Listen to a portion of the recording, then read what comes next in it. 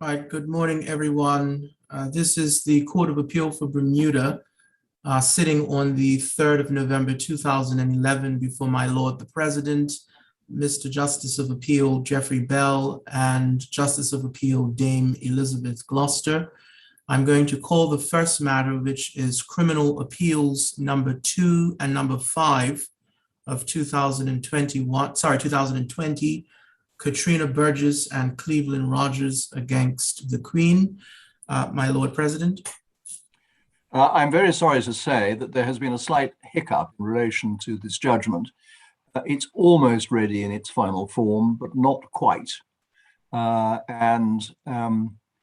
don't think it appropriate to indicate the result of the appeal without at the same time handing down the judgment. The judgment will be handed down very soon, not today. And we will let you know when it is available to be delivered and handed down. I apologize for any inconvenience that has been caused by us fixing it today and not actually being able to hand it down. Thank you, my Lord President. I'm going to ask that the parties in criminal appeal number 2 and 5, if they could leave the room to allow the bandwidth to sort of pick up.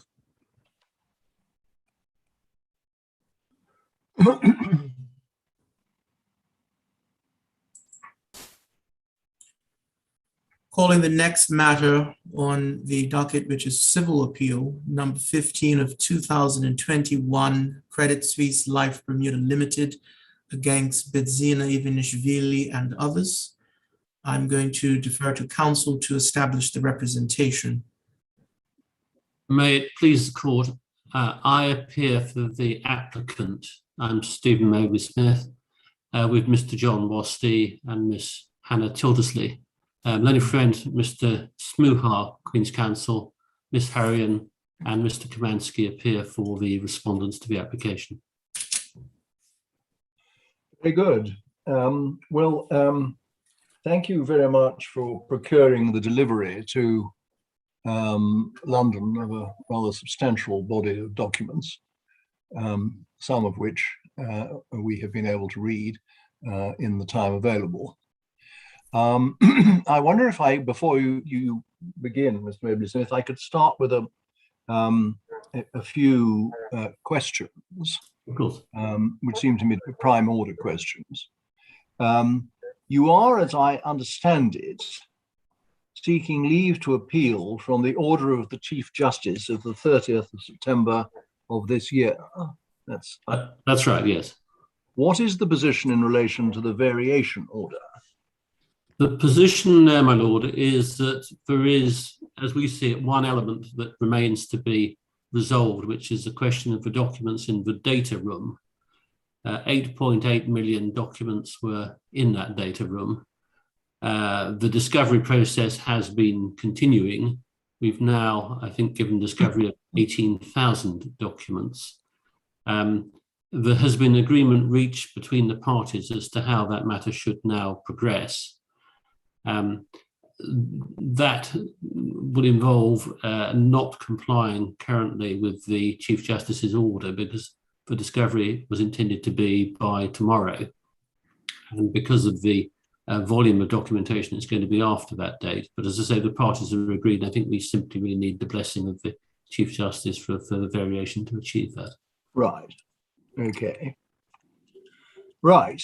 Thank you. So we needn't trouble ourselves about the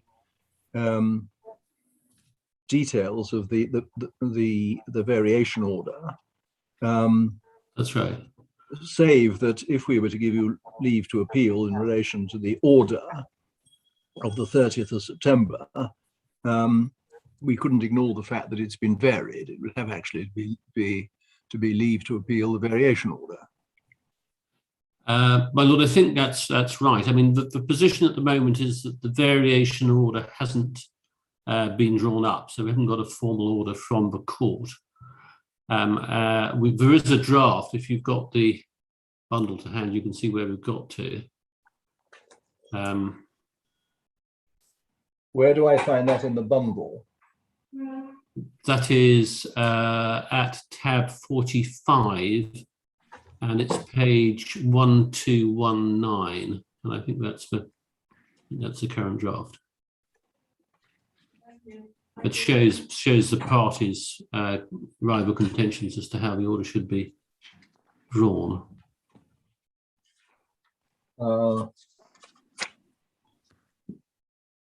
So it starts, as I say, on 1219, which is part of tab 45. Oh, right.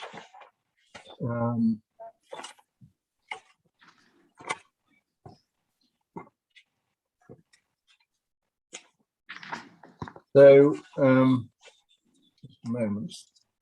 So if your lordship has that, or when you're, I'll wait till your lordship does have that. Sorry, I apologise.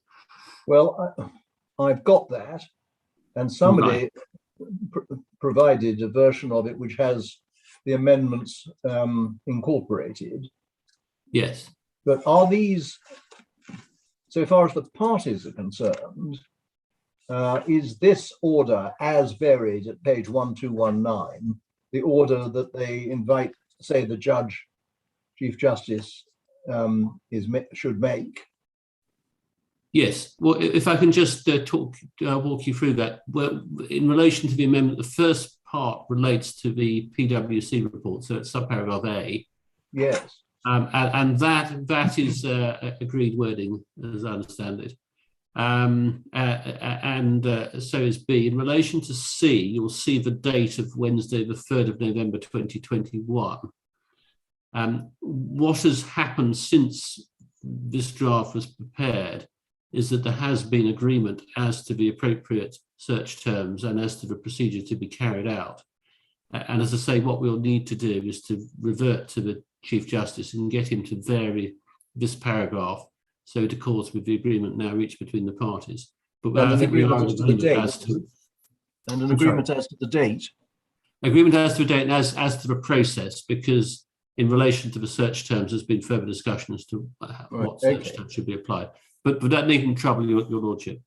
And so that's where we got to. So in relation to the current application, we are focusing on the PwC reports and the production. Your lordship will recall that the original order required production of the PwC reports and supporting documents. And the Chief Justice explained that supporting documents meant the documents provided by the bank to PwC. And that's what resulted in the rather unexpected cache of 8.8 million documents. Right. So we're focusing on the PwC report. Yes. Is that right? We're focusing on that aspect and on the unless order aspect.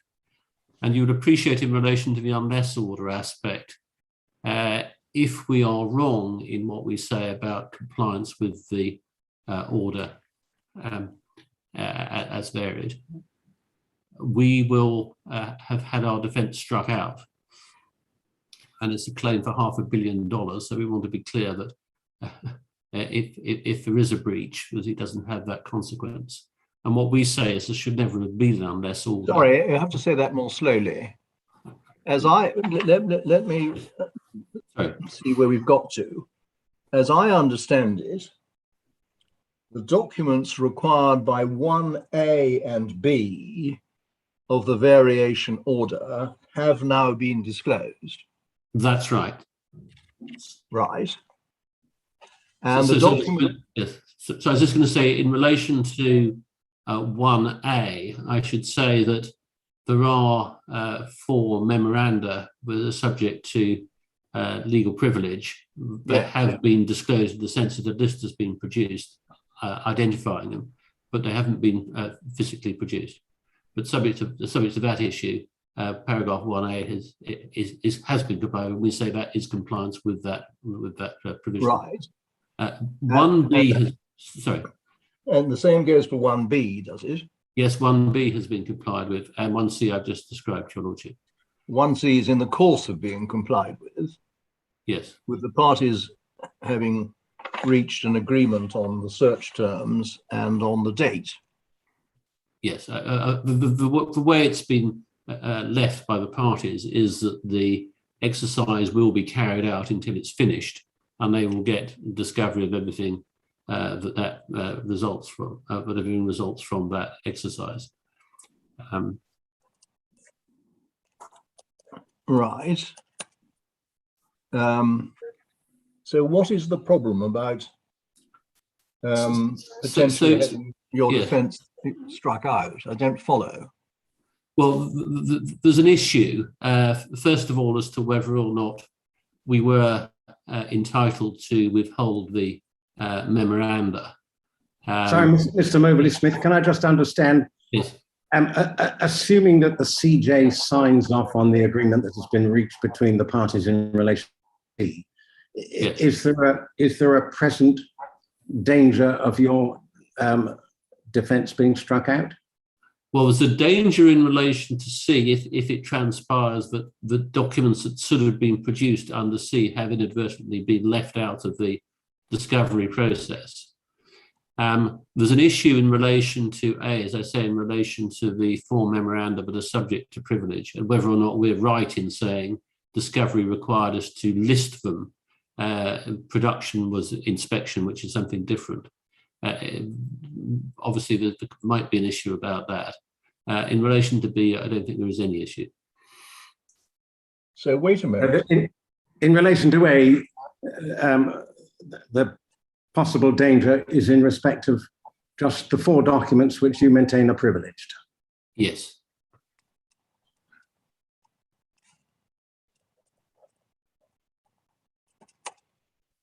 So in relation to A, as you say that there's a risk that the four documents which you say are privileged fall within 1A, but won't have been delivered by the time specified, and therefore your defence will be struck out. That's what we say, yes. And we're also saying... But this is all a nonsense, isn't it? Well, the idea that when you have complied with everything in 1A, except four items in relation to which you claim privilege, everything in 1B, and are complying with everything in relation to 1C, that you'll somehow be struck out, is nonsensical. Well, one would hope so, but the reason we are concerned, first of all, is because of the size of the downside, if I can put it that way. If we are wrong and the Chief Justice does not agree with us, and he concludes that we are in breach and he doesn't relieve us of the sanction, then we will be facing a judgment for $500 million. And that is obviously exercising everybody's minds. That's the first point. The second point is that the original specific discovery order was interpreted by the Chief Justice in a way that we say is totally contrary to what the order actually says. But he did find we were in breach of that order, and it was as a result of that that he made unless orders against us. And so we're concerned as to how the Chief Justice may interpret his order. And what we say in relation to the PwC reports is that they were produced under duress because the bank had asserted privilege in relation to those documents, and that should have meant that they were not available to CS Life and therefore shouldn't be produced. The duress, of course, was the prospect of its subsidiaries' defence being struck out as a result. Okay, sorry, can we come back? Sorry, can we take one thing at a time? Of course, sorry, yes. PwC reports. So you are concerned that in relation to four documents, which may come within 1A, it may transpire that they should have been produced and you may be struck out because they weren't. And in relation to 1C, that the Chief Justice may not agree with the proposed change, in which case you could find yourself struck out because you haven't complied with 1C. That's right. And there's a further point in relation to 1C that requires discovery of all the documents that are produced by the search. And if it transpires that something is overlooked, then again, we could be struck out, even though that non-production is inadvertent. When you say overlooked, I mean the terms of the search are agreed between the parties. Yes, but the obligation is then to provide discovery of what's produced by the search. And it may be, bearing in mind the volume of documents we're talking about, that the documents inadvertently overlooked. I'm just... But that's a hypothetical which hasn't yet arisen. It is a hypothetical that hasn't yet arisen, but the consequence of that arising is that our defence will have been struck out because we went to comply with the order. Well, and that, as I say, it's the size. It's the size of the threat that is causing us to come to the Court of Appeal for leave. Have you gone back to? I thought you were going to appear in front of the Chief Justice. It seems to me that yesterday, did you? Well, the position in relation to yesterday is that we were going to go back to the Chief Justice if we couldn't reach agreement as to how 1C should be carried out. And we have reached agreement, so we didn't need to trouble the Chief Justice. But what you could have done, rather than troubling us with this, is to say to the Chief Justice, there's a dispute about 4 items in 1A, and it's possible that although we have agreed in about 1C, we might inadvertently fail to comply with it. It can't be right that we should be struck out in either event. Can you vary your order to make sure that we're not? The idea that it has to come to the Court of Appeal to deal with this seems to me most unhelpful. Well, I apologise for that, but we do also have a concern about the PwC reports and how they Can were... we take one thing at a time? I'm Of coming course, back of course. to the PwC. Yes, sorry, I do apologise, yes, of course. I can only manage one subject matter at a time. It seems to me this problem that you have, it is completely unnecessary to raise by way of appeal. Well, it's been raised by way of appeal because it's an adjunct to the other issues we have in relation to the order that was made. But I do take your Lordship's point. We could have asked the Chief Justice to stay the unless element. We did indeed ask him not to make an unless order in relation to the data room search, and he refused to accede to that request. So we have tried in front of the Chief Justice and not got very far. Well, yes, but the asking him to stay in relation to the, but sorry, in 1C, that which we see at page 1220, is that in the form that it is 1C? Is that in the form in which it is currently agreed, or has there been an amendment to that? There's an amendment. 1C is the order the Chief Justice made.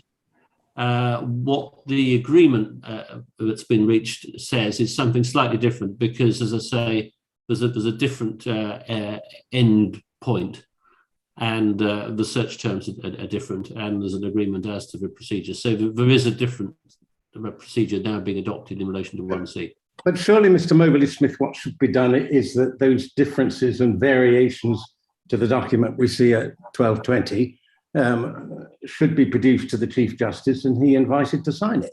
I agree entirely, and that's what we'll do, but that doesn't resolve, whilst it remains an unless order, that doesn't resolve the threat of having our defence struck out because of what the Chief Justice may subsequently decide was non-compliance with his order. Well, if he decides that there's non-compliance, isn't that the time at which you should be considering an appeal to this court? Well, certainly we would be appealing if he did come to that conclusion and struck out our defence. We certainly would be appealing, but we have the anterior order, which we want to challenge, which we say should never have been made and should never have been made as an unless order. And what is causing the problem is the fact that it was made as an unless order on the basis of a breach of an order, when plain that being the specific discovery order, when plainly there hadn't been a breach of that order. But the fact is that CS Life gave discovery of the documents which it had received from the bank. It did. It received them from the bank under protest. Yes, The bank has said that it's that was the bank's protest, and doesn't affect the fact that CS Life received the documents. That's correct. It doesn't. But what we say is that shouldn't have happened, and that the court shouldn't have made that order subject to an unless sanction in any event, and that the effect of that order should be reversed because it wasn't a proper order for the court to make. Well, wait a minute. Help me on that. Yes. What exactly are you suggesting? Well, the position is that discovery by CS Life in relation to bank documents is subject to Article 400 of the Swiss Code of Obligations, and that imposes an obligation on the bank to account to its principal, CS Life, for its management of the assets. Yes. And in relation to Article 400, there is a carve-out for documents that are subject to attorney-client privilege.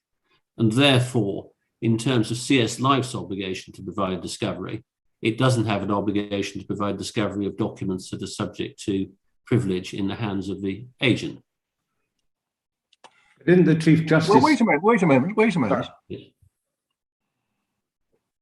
Section 400 is the right of CS Life to claim documents from the bank. Yes. The bank has a right not to disclose documents pursuant to Section 400 if they are subject to privilege. Yes. However, if the bank does provide documents which are subject to privilege to CS Life, CS Life is bound to disclose them to the plaintiffs. That's right. In the sense that what CS Life would be able to say is that those documents are subject to privilege. No, it wouldn't. Well, it wouldn't be subject to its privilege, but it would be subject to the bank's privilege. But yes. And there hasn't been... If there are documents that were subject to the bank's privilege, but are in fact disclosed by the bank to CS Life, it has thereby waived its privilege. Well, it cannot therefore be possible for CS... Let me just finish before you answer. It cannot therefore be possible for CS Life, when that has happened, to say that they are subject to the bank's privilege.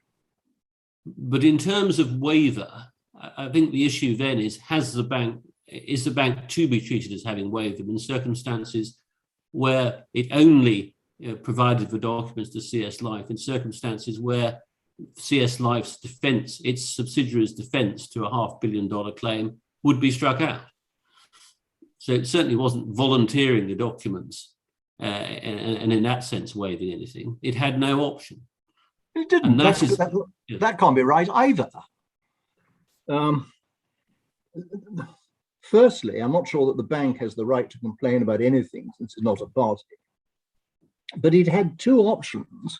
It could either maintain the privilege claim, in which case CS Life wouldn't get the documents, and CS Life could pursue its appeal on the basis that the order shouldn't have been made because CS Life was not bound to disclose what was privileged.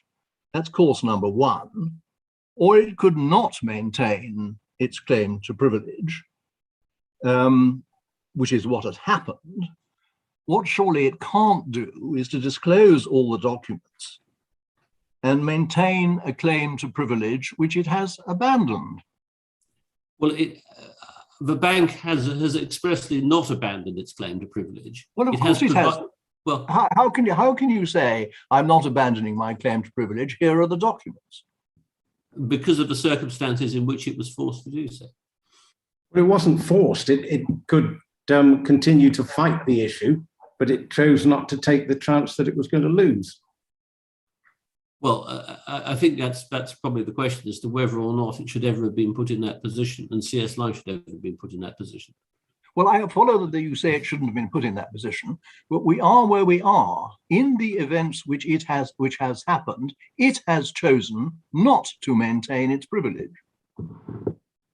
Well, Lord, all I can say is I beg to differ that that amounts to a waiver in these circumstances. At least it's arguable, it doesn't amount to a waiver. And I agree with your lordship, they have been produced, and I agree with your lordship in the ordinary course, you would say there's obviously been a waiver because they've been produced in those circumstances. But whether that is properly to be treated as a waiver where the threat... Well, let's have a look at the terms in which they did so. If you go to Core Bundle 2, tab 42, we find the letter from Wilderwijs, if that's the right pronunciation. Wilderwijs, yeah. Wilderwijs to Applesby on the 14th of October. And if you go to page 1205, in the second full paragraph, they say, we take note of the unless order levelled against CS Life, and to allow CS Life to comply with such order, the bank, CSAG, has provided the reports, working papers, and work products prepared by PwC to CS Life, and only lifted the attorney secrecy only for those documents prepared by PwC itself. CSAG has not lifted attorney secrecy in general, and specifically not lifted attorney secrecy with respect to work product of its counsel. So what the attorneys are saying in terms is, we have lifted attorney secrecy. It's not actually a reference to a protest either.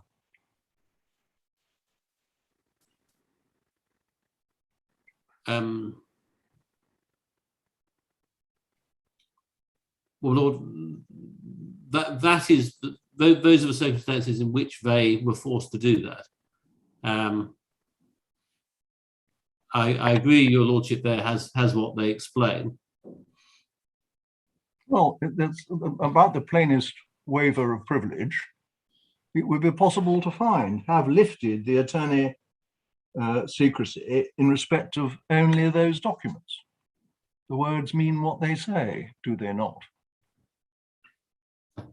Well, Lord, it has been lifted in the sense that they have produced the documents, yes. Yeah. Well, come on. If a presumably highly competent Zurich attorney says he's lifting attorney secrecy, he's plainly waiving any right to rely on the law of Switzerland or the law of Bermuda that he doesn't have to produce them.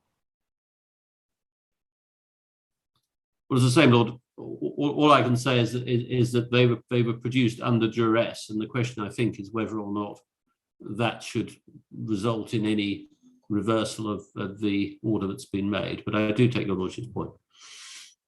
Right. Well, I hear what you say. But what are you saying should happen? You ask for leave to appeal. Yes.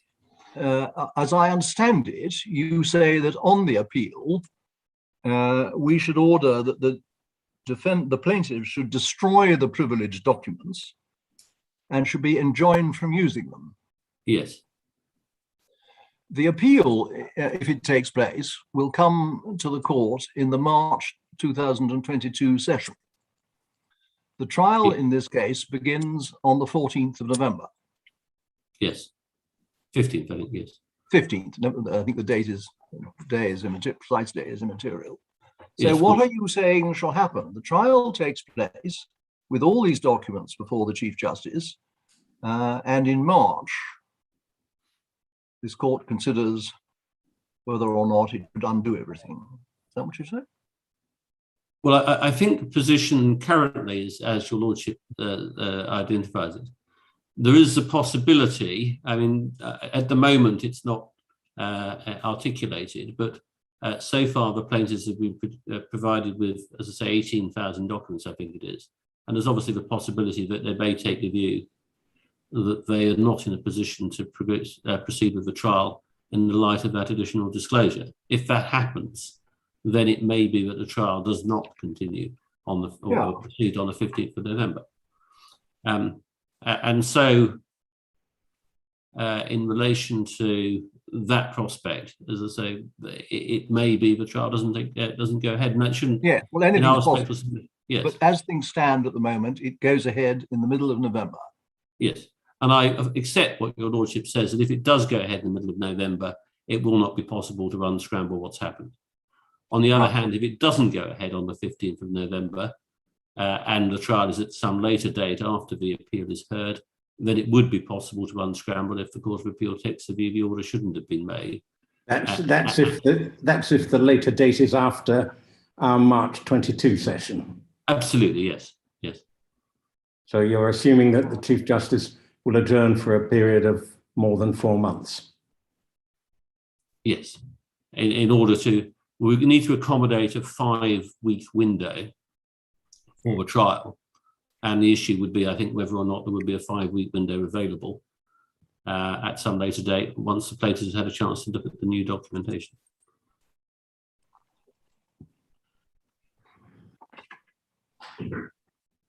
And when I see, so it's a sort of hope, you're sort of betting that it would be worth your while if we gave leave to appeal to be heard in March, that might be of use to you if, but only if, the trial is adjourned until after March.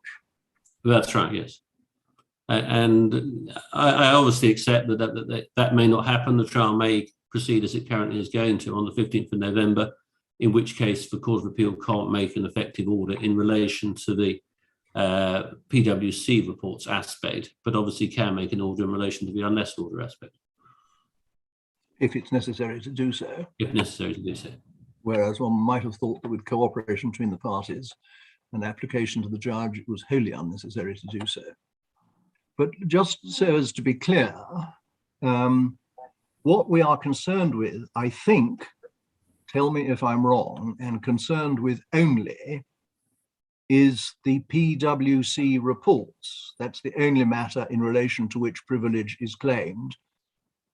That's right, because we're not claiming privilege, well, subject to the four memoranda, which I've really described. But leaving those to one side, we're obviously not saying that the supporting documents are subject to any privilege. So they've always been disclosable. They've always been disclosable. And haven't in fact been disclosed until very recently. Yes, but they are the bank's documents and not CS Life documents, yes. Yes. Yes. Right. So we're only concerned with the PwC reports. Whereas, of course, much of the order appealed from relates to matters other than the PwC reports. Well, the appeal is directed towards the PwC reports and the unless order element. Yeah, I followed that. The order that was made, yes. Yes. Okay. And the privilege that is alleged to exist in relation to the PwC reports, is that a privilege under the law of Switzerland or the law of Bermuda or both? It's the law of Switzerland which is relevant, because the question is whether or not they are documents disclosable under Article 400 by the bank to CS Life. And if so, then obviously by CS Life under its discovery obligations to the plaintiffs. Right.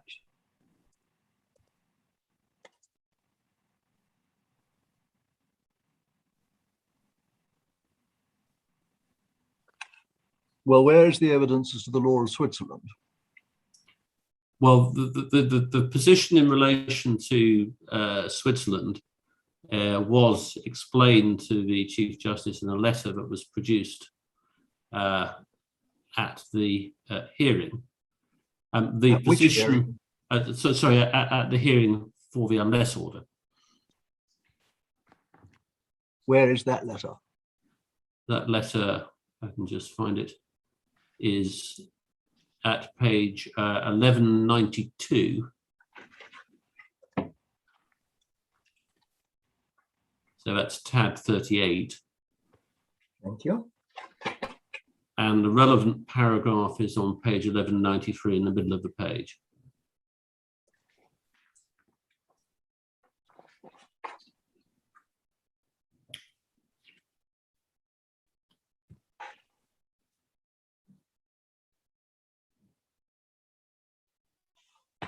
Right.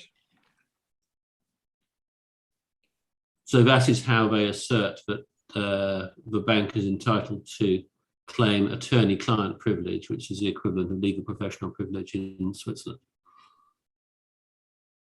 Namely, that their external counsel engage PwC to assist in advising the bank.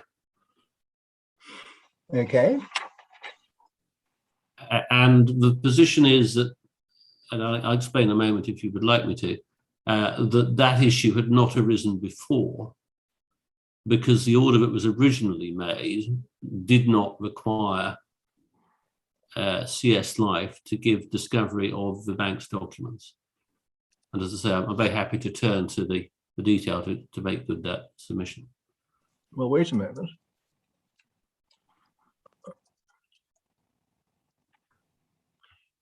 Well, the Chief Justice considered the ambit of Section 400 of the Swiss Civil Code.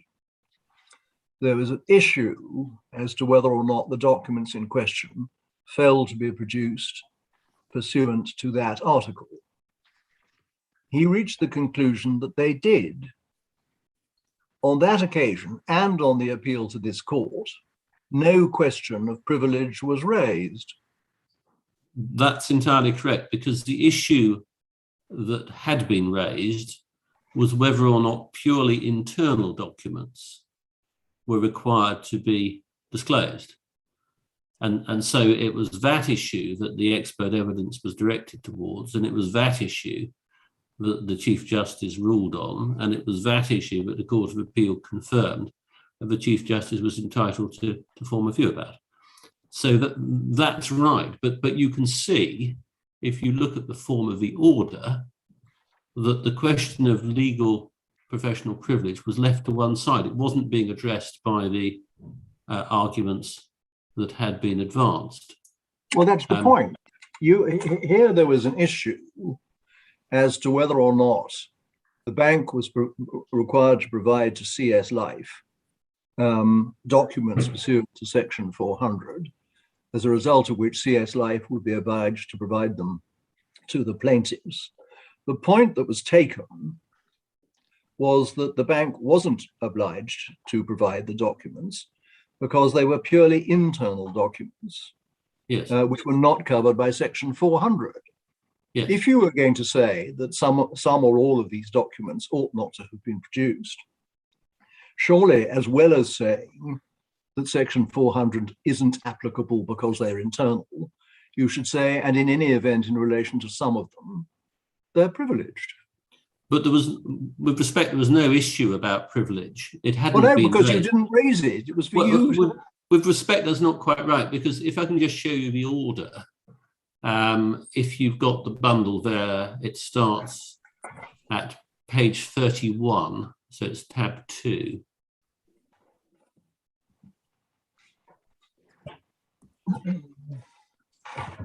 And you'll see on page 31 a recital that addresses the question of the scope of Article 400. Yeah. And there the Chief Justice says that upon the court finding as a matter of the duty to account, subject only to the issue of relevance, the defendant has the power to call for Credit Suisse to provide, and Credit Suisse has an obligation to provide all documents in the categories set out below. You then have two separate sections of the order, the first of which deals with CS Life's own documents. And you'll see at paragraph 1.5 that includes documents involving investigations, including at 1.5a, the PwC reports. And at 1.5c, the Chief Justice required CS Life, if it was saying it could claim privilege, it needed to identify what that privilege was. Sorry, where are we looking at? So you're looking at page 33, paragraph 1.5.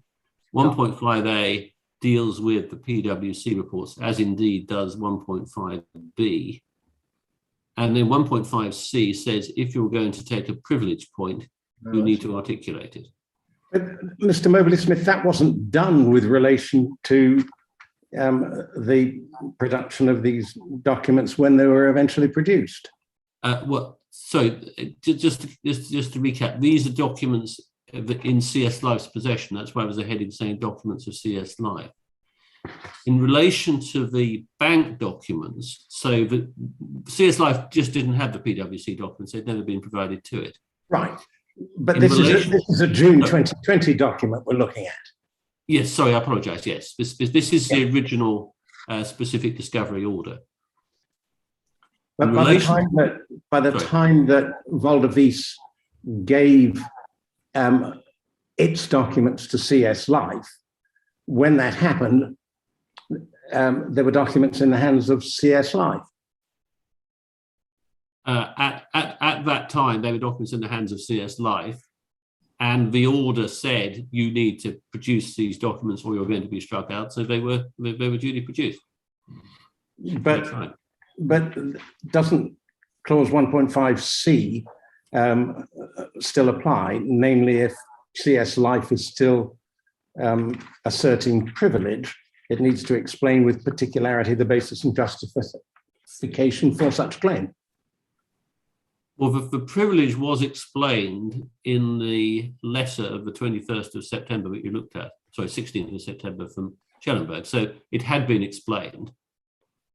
But CS Life did not explain the particularity when it disclosed the documents. Well, the documents were disclosed after that unless order was made. So they had the reasons for not disclosing them and the privilege that attached to them was described in that letter. And the obligation in relation to paragraph... Sorry, I do apologize. As my Lord the President said, if the privilege was maintained, you don't disclose the documents, but the documents were disclosed. Well, I said we have that issue to address, and we say they were disclosed under duress and in those circumstances. Notwithstanding, you might ordinarily say there's a waiver of privilege. The effect of the order should still be reversed. What I was going to say was paragraph 1, just to be clear, required the filing of an affidavit by the 25th of February of 2020. So the obligation under paragraph 1.5c related to any documents that were being disclosed pursuant to paragraph, essentially pursuant to paragraph 1 by the 25th of February 2020.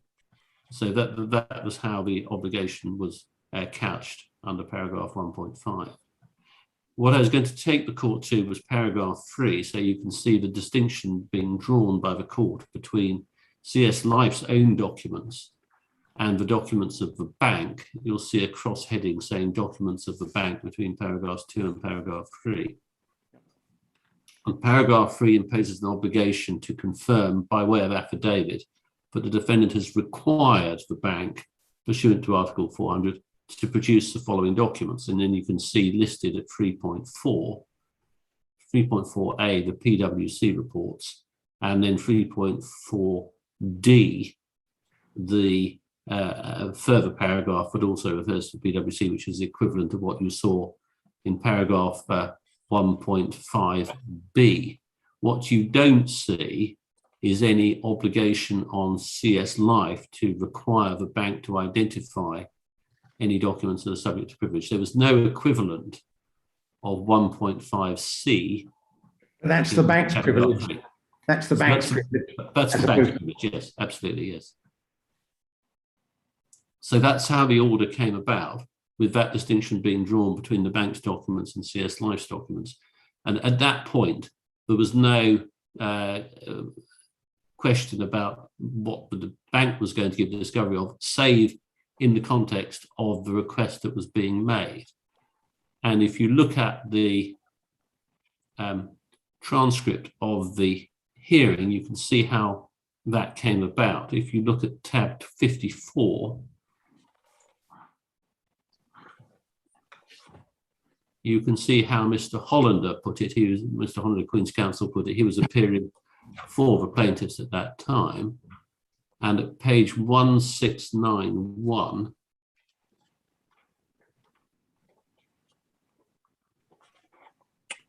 you can see he says what we really, this is at line 9, what we really want to see are the PwC reports.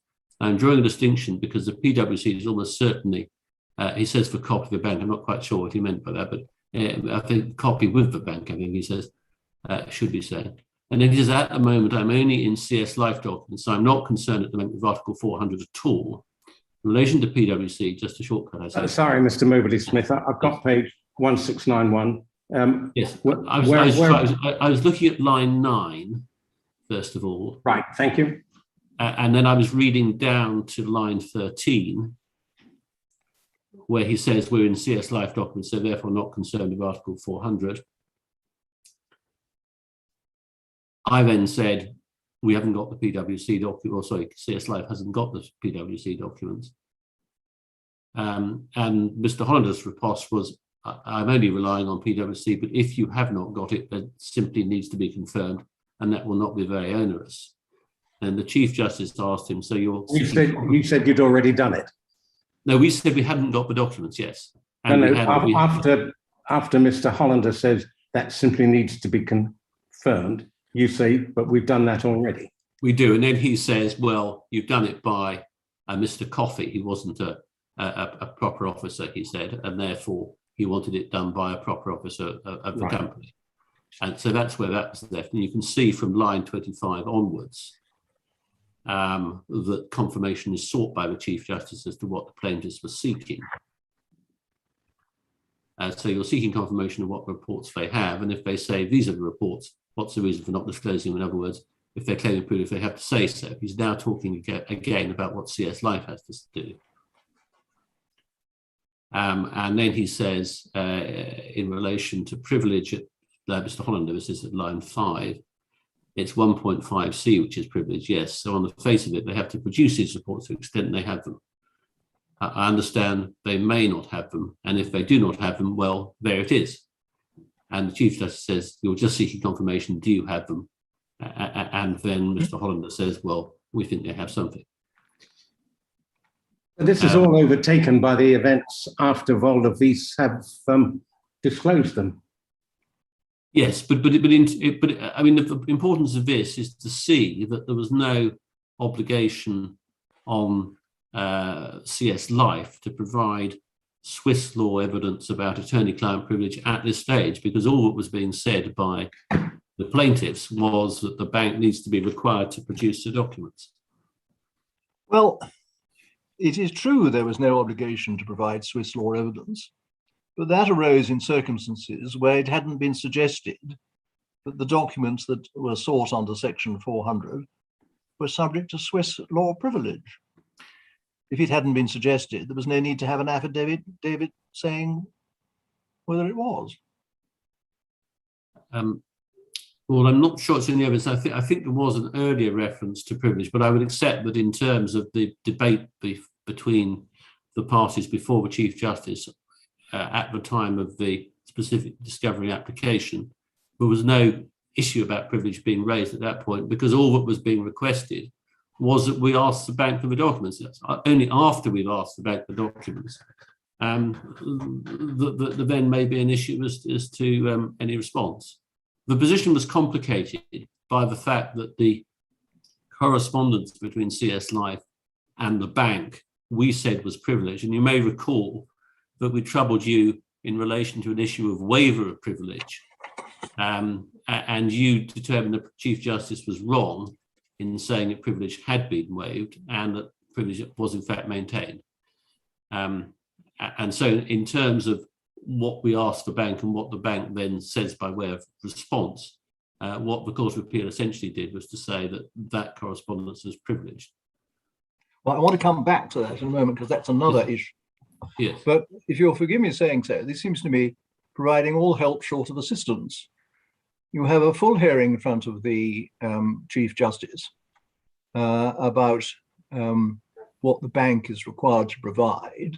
The issue that is put forward is it's not required to produce any of this stuff because it constitutes internal material, it's not suggested at the hearing that in addition, it's not required to produce the most important aspect of it because it's subject to privilege. And yet many months later, you say, oh, it's all subject to privilege. Well, I think the distinction we would draw is that what was being addressed by CS Life at that hearing was the issue between the parties as to the existence of a duty to well, of provide. Course, but the issue between the parties depends on what issue the parties raise.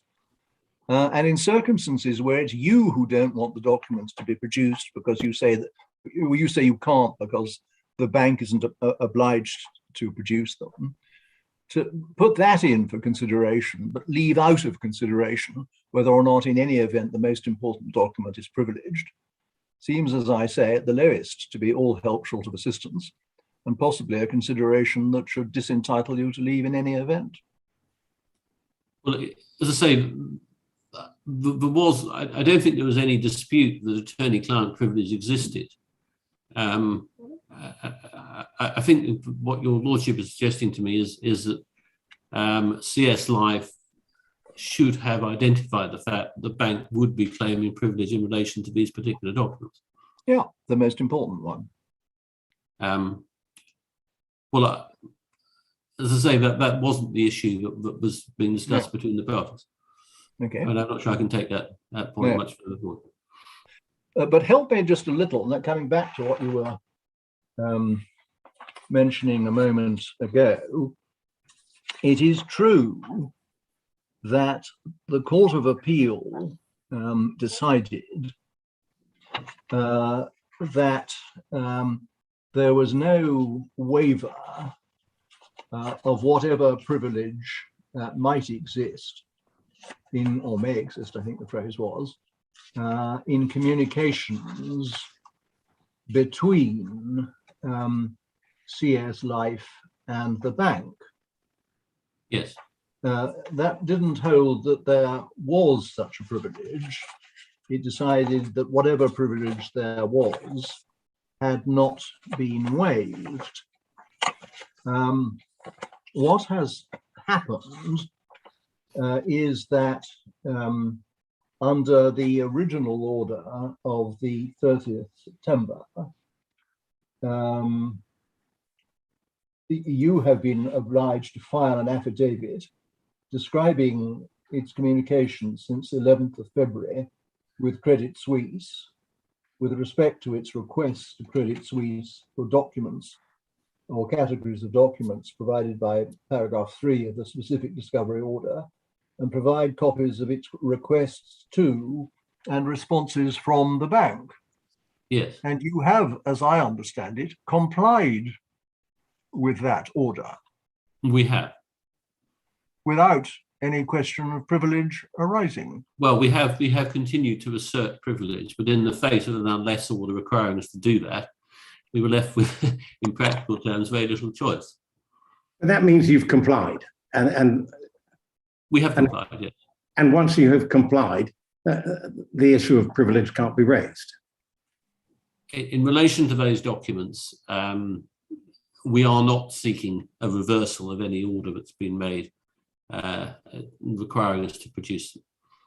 We accept that didn't actually respond to my point, which is that once they're produced, the privilege claim cannot be maintained. Well, again, it comes back to the question of whether or not that's truly a waiver of privilege if you're forced to do it under the threat of an unless order. But as I say, it's not a matter that need trouble the court because we're not pursuing that aspect. All right.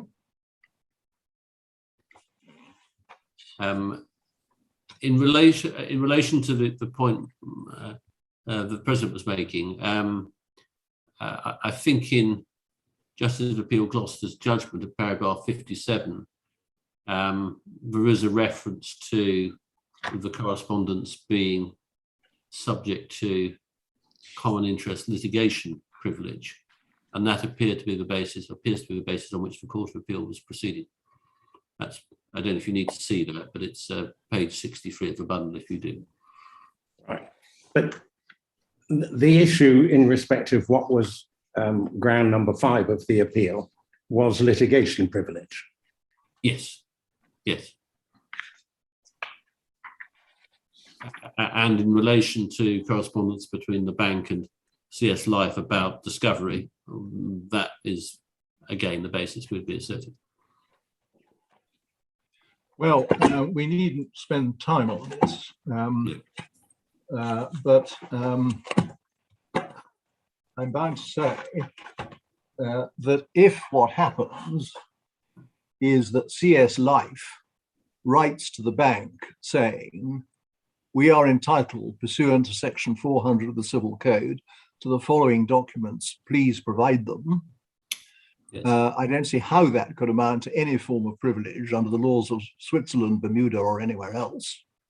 And I don't see how any reply, which said, here they are, or we're not going to provide them, could also be subject to any privilege. What might be subject to privilege is some statement, some observation by CS Life to the bank saying, I think you'd be well advised to consider the legal position in relation to this, or something to that effect. But the request and its answer, can we have the documents, answer yes or no, how could that be subject to any privilege at all? Well, in terms of the communications, they are communications in the context of litigation, and quite what those communications contain and whether they do go beyond a mere request is not something I think that the court need be troubled with. No, I agree, we don't need to be troubled with it, but I just tell you that I find it very difficult to understand how a plain request and its response could be subject to privilege at all.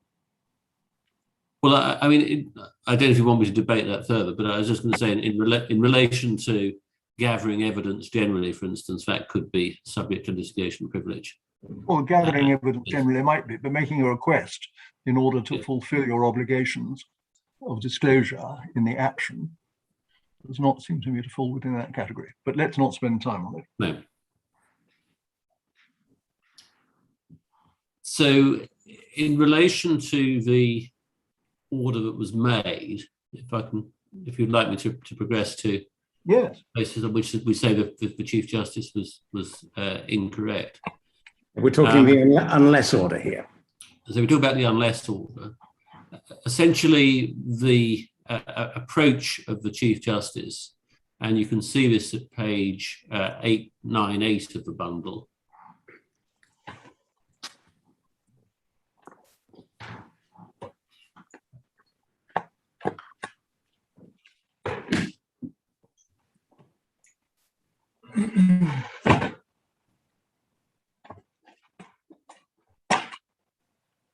is the sorry, I said 868. I do apologise. Thank you. The ruling starts at page 864, and the PwC reports are dealt with at page 868. And essentially, the Chief Justice accepts that paragraph 13, but the point we made about privilege was compelling, but he then decided it should have been compelling, but for, as he saw it, the fact the bank wasn't properly a third party. And then he considers the relationship between the bank and CS Life in the following paragraphs. Sorry, which paragraph are you at? So you start at paragraph 10. Yeah. You'll see he refers to the Schellenberg letter we just looked at paragraph 12. Paragraph 13, he makes the point that it would otherwise be compelling but for the relationship between the bank and CS Life, and the bank isn't truly a third party. And then he expands on that in paragraph 14 onwards. And then you get down to paragraph 27, at page 875. And there you can see the Chief Justice concluding that there has been a breach of paragraph 3 of the specific discovery order, because it didn't simply require a request to be made, but required disclosure to be given.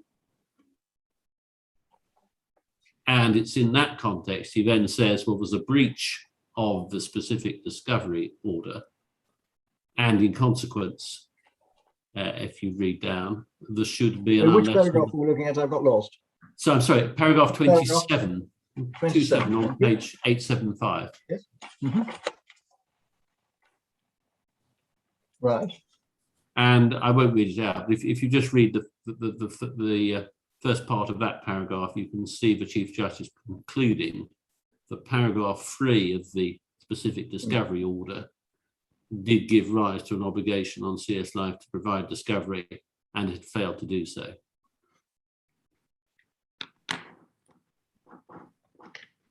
And he says that the court might have taken lenient view, but for the relationship essentially between the bank and CS Life. Yeah. And then if you read down to paragraph 29, you can see he says, well, you should have asserted attorney-client privilege earlier, and we've already discussed that. And then he makes the point of paragraph 30 that it had been established at an earlier hearing in relation to redactions that the bank could provide the reports to CS Life without any loss of privilege. And you may recall the issue there was whether or not CS Life should be able to inspect the redactions to establish whether they had been properly made. And the bank was saying, well, you can't inspect those documents that are subject to privilege. And this was the solution that the experts and the Chief Justice came to, namely that there wouldn't be a waiver of privilege if the documents were shown to CS Life. So that's what's addressed at paragraph 30, but obviously that doesn't really address the question of whether or not the bank should be forced to abandon its privilege, if that's what's the correct way of describing it, in circumstances where the privilege would be, or arguably would be, lost if the documents were given to CS Life. Going back to paragraph 29, yes. What do you say to the Chief Justice's comments at the second and third sentences that the assertion of attorney-client secrecy over the PwC report should have been taken, if at all, in advance of the February 2020 hearing? Such an application would have to be supported by expert evidence. It's inappropriate for CS Life to raise this issue at this stage of the proceedings. Well, in relation to the February 2020 hearing, as you saw, a distinction was being drawn between CS Life's own documents and the bank's documents. And at that stage, all that was being suggested was that CS Life should require the bank to produce the documents it was obliged to produce under Article 400. So we hadn't got to the stage of the bank saying you can't have them because of a attorney-client privilege, and then that being addressed by the court. As you saw from Mr. Hollander, he said we'll have to see what happens next. So we hadn't got to the point of having to adduce evidence about whether or not the PwC reports were privileged. And of course, you've got the difficulty that these are documents in the hands of the bank, but the bank wasn't supplying to CS Life. And it's very difficult to see how the Bermuda court could have resolved questions as to whether or not the documents were properly covered by attorney-client secrecy in circumstances where it wouldn't be able to see them. So there are practical problems about what's happened here. What the Chief Justice is saying here is that you haven't raised those points. We hadn't raised those points, I say, because that you didn't have the documents. We didn't have the documents, so we couldn't make any assertions one way or the other. But secondly, that issue hadn't arisen because at this stage, all that was being said was we should simply writing to the bank requiring the documents. So we hadn't got to the point of the bank's response and what one made of the bank's response at this stage. So that is my riposte to paragraph 29. I've dealt with paragraph 30. And then if it was then a slight diversion where the Chief Justice considers when unless orders should be made. So that's paragraphs 32 and 33.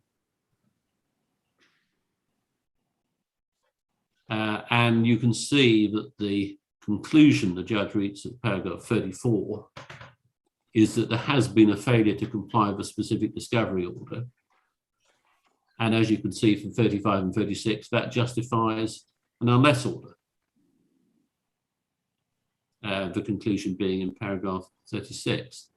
As I say, if you go back to what the order actually required, so paragraph 2, section 2, and paragraph 3 at page 34 of the bundle, any obligation on CS Life was to produce an affidavit confirming that it had required the bank to produce the documents under Article 400. So there's no, in our respectful submission, proper way the Chief Justice could have concluded that that obligation gave rise to an obligation to give discovery of the bank's documents, and a failure to do so should result in an unless order, because plainly there hadn't been a failure to comply with paragraph 3. Yes, you say all the order said was you must ask the bank and you must produce your request and their response. If in fact the bank had said, yes, we quite agree, we've got these documents and we'll send them to you, they would in fact be disclosable by CS Life. Yes, in the ordinary course of discovery, yes. Yeah, you say that's true but uninteresting, because in circumstances where the bank didn't produce the documents, CS Life couldn't be ordered to produce documents which on this hypothesis were not in their possession, custody or power. Yes, and that's what Mr. Hollander, yes, sorry, and that's what Mr. Hollander accepted, as you saw from those passages I took it to. Well, when he said we'll have to see what happens. Yes. Yeah. Yeah. And just in relation to the flavour of the order, you can also see, if you look at paragraph 4, that there was an obligation imposed on CS Life insofar as it hadn't previously requested the documents to make a request. And in relation to that paragraph, again, the Chief Justice says, well, there's been a breach of that because you failed to make a request under paragraph 4. Notwithstanding it was a conditional obligation, and the evidence was that the previous request had been made. So it's in keeping with the approach the Chief Justice took to paragraph 3 of the order. Essentially, I think what the Chief Justice wanted to do was to force the bank to produce the documents. And in our respectful submission, he adopted an approach that was inappropriate and not one that should have been pursued in circumstances where there hadn't been a breach of any previous order, and where the documents were asserted by the bank to be privileged. But doesn't that lead you to saying that the bank should have resisted the pressure and then founded an appeal, whereas what in fact happened is the bank gave the documents to CS Life, which then had an obligation to disclose them? Well, in an ideal world, perhaps that's how you would analyse it. But if the bank is being faced with a judgment against its subsidiary if it doesn't produce the documents for $500 million, it's not entirely surprising, but it wasn't prepared to take a risk that the Court of Appeal might not agree with it.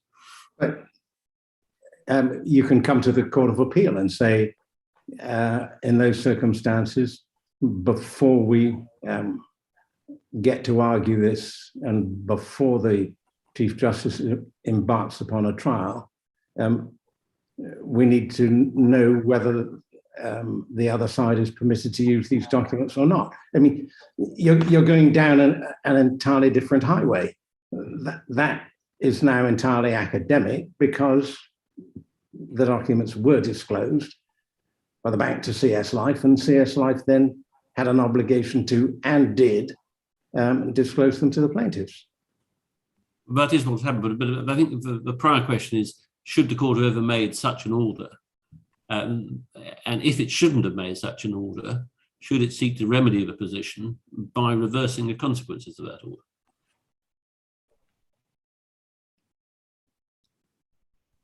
And as I say, well, but that's accepting your point that the bank was, quote, forced to disclose the documents. The reality is the bank did disclose them. The reality is CS Life then had the obligations that it finished up complying with. But if the bank hadn't disclosed the documents, CS Life's defence would have been struck out. Well, that would have been the subject of the appeal, and we would have been having the argument with a purpose as opposed to indulging in an academic exercise. I appreciate that, Lord, and obviously I appreciate I'm trespassing on the goodwill of the Court of Appeal by making this application. But you can, I'm sure, appreciate the fact that it would be a very brave bank indeed that would take a risk on the Court of Appeal adopting the same view as the bank adopted in relation to privilege. And my solicitude for the bank would be greater if there wasn't an umbilical link between the bank and Credit Suisse Life, and if the bank wasn't in fact calling all the shots in relation to disclosure, and if the bank hadn't at an early stage indicated that it would be as forthcoming as it could be. Against that background, the attractiveness of these points diminishes. Well, Lord, I'm making the points because that does seem to me that it is a fair point to make. That the premise for the Chief Justice's order was a false one, namely that there had been a breach of the order by CS Life. Yeah. But, I mean, in relation to the point my Lord President just made about the bank's original promise to be forthcoming in relation to such documents, what do you say about that? Well, I'm not privy to what has gone on between the plaintiffs. But that is a fact. That is a fact, is it not? Well, I think you have two facts. You have the fact that at the beginning of the exercise, the bank and the plaintiffs appeared to be forming common cause to try and resolve the problem. And in that context, you saw the bank saying it would see if it could provide the findings of PwC to the plaintiffs. And then you have the position subsequently adopted, which is it didn't think that was appropriate.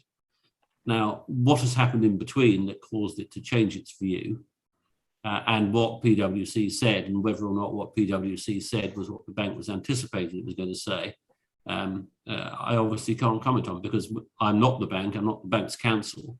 I haven't been privy to any of those discussions. Yeah, well, it's pretty obvious that they decided they weren't going to be forthcoming, because if they were going to be forthcoming, it would prejudice the claim against CS Life. Well, as I say, I can't speculate as to well, you can't speculate. I don't know what the bank did. Sorry. One can infer. What other reason can there be for it to change its mind, having said it would be fully forthcoming? I mean, it rather depends, does it not, on the attitude adopted by the plaintiffs and whether or not on the face of it, conciliatory approach that was being adopted remained appropriate in circumstances where the plaintiff's position may have changed. I just simply don't know the answer to that, but that is an alternative hypothesis. Mm-hmm. Mm-hmm.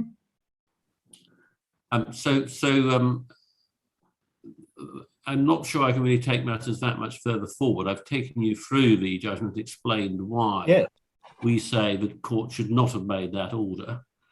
In terms of leave to appeal, there is a low threshold in relation to leave to appeal, the threshold being whether or not the appeal is doomed to fail. It is, I appreciate, a case management decision, but we can properly say but the Chief Justice took into account something he should not have taken into account, namely a breach of the order that didn't exist.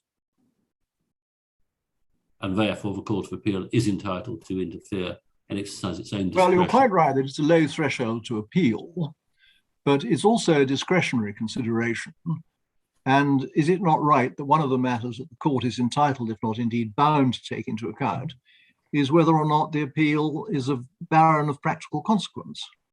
Yes. Because if the position is that you say the judge shouldn't have made the order, but in fact, in the events which have happened, the bank, not being under any duress, properly so called, to do so, has in fact disclosed the documents, we can't rewrite history.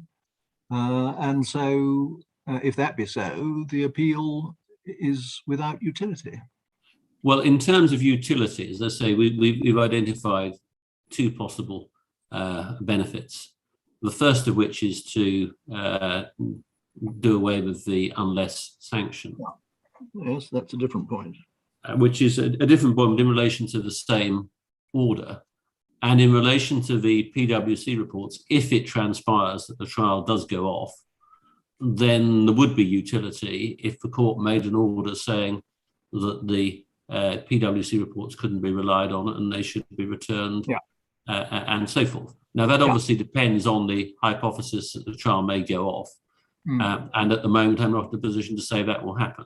But there is that practical utility if the trial does go off, because I think it's likely that the trial, a 5-week trial, may well not fit into the court's diary before the Court of Appeal. And indeed, I think one could ask for it not to be listed before the Court of Appeal had concluded its deliberations, because that would be a fair way of dealing with the matter, so that if the PwC report shouldn't be relied on, then that could be taken into account in relation to the trial. Yeah. Thank you. Thank you very much. Mr. Smooher. Thank you, my Lord President, my Lord, my Lady. Can I just deal briefly first with the 4 memoranda point, which was mentioned at the beginning? That, in fact, doesn't arise within the context of the leave to appeal application, which is the reason why this point is not mentioned in the grounds or in the skeletons. But can I just deal with it very shortly so that the court sees that there is no reason to be have any concern in relation to it. It is not a matter which would have been appropriate to raise by way of appeal. You'll recall that it was referred to obliquely in the Appleby email response to the Court of Appeal's a question raised over the weekend about the utility of the appeal. And you'll recall that we responded to that email to say that the issue that was being referred to was a matter to be raised, if at all, with the Chief Justice. Can I just read to you a letter, which we didn't add to the bundle again, because this is not an issue in the appeal, but which my own friend didn't refer to, which we wrote on Monday. This is a letter from Hurrian to Appleby, which said the following: we write in connection with Mr. Wasty's email to the Court of Appeal of 12:30 p.m. today. The matter referred to there, CS Life's ongoing non-compliance with paragraph 1A of the variation order as set out in our letter of the 19th of October 2021, is not appropriate for raising with the Court of Appeal and should be capable of being resolved between the parties. If not, it would be a matter for the Chief Justice, not the Court of Appeal. For the avoidance of doubt, in relation to the documents in question, provided that Appleby has satisfied itself that CS Life has a proper claim to privilege under Bermuda law over the memoranda, and so confirms to us, the plaintiffs will not suggest that those documents must be produced.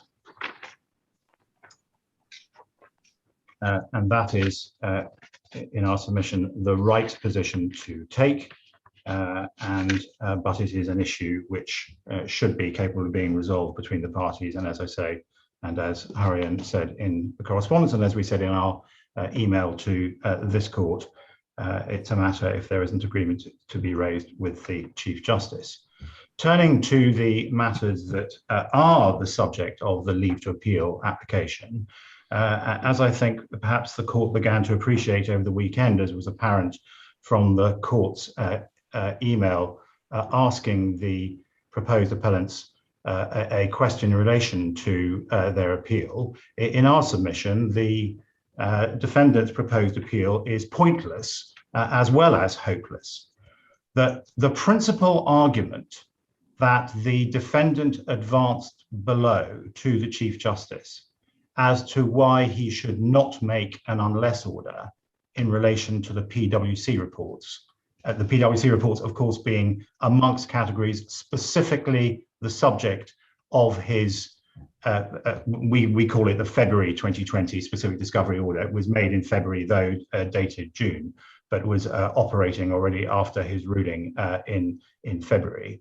And the PwC reports are specifically identified there. And the argument that was made as to why the judge should not make an unless order in relation to those was that CS Life did not have them in its possession and was dependent on the bank giving them to CS Life. That was its principal argument for saying that the Chief Justice should not make an unless order.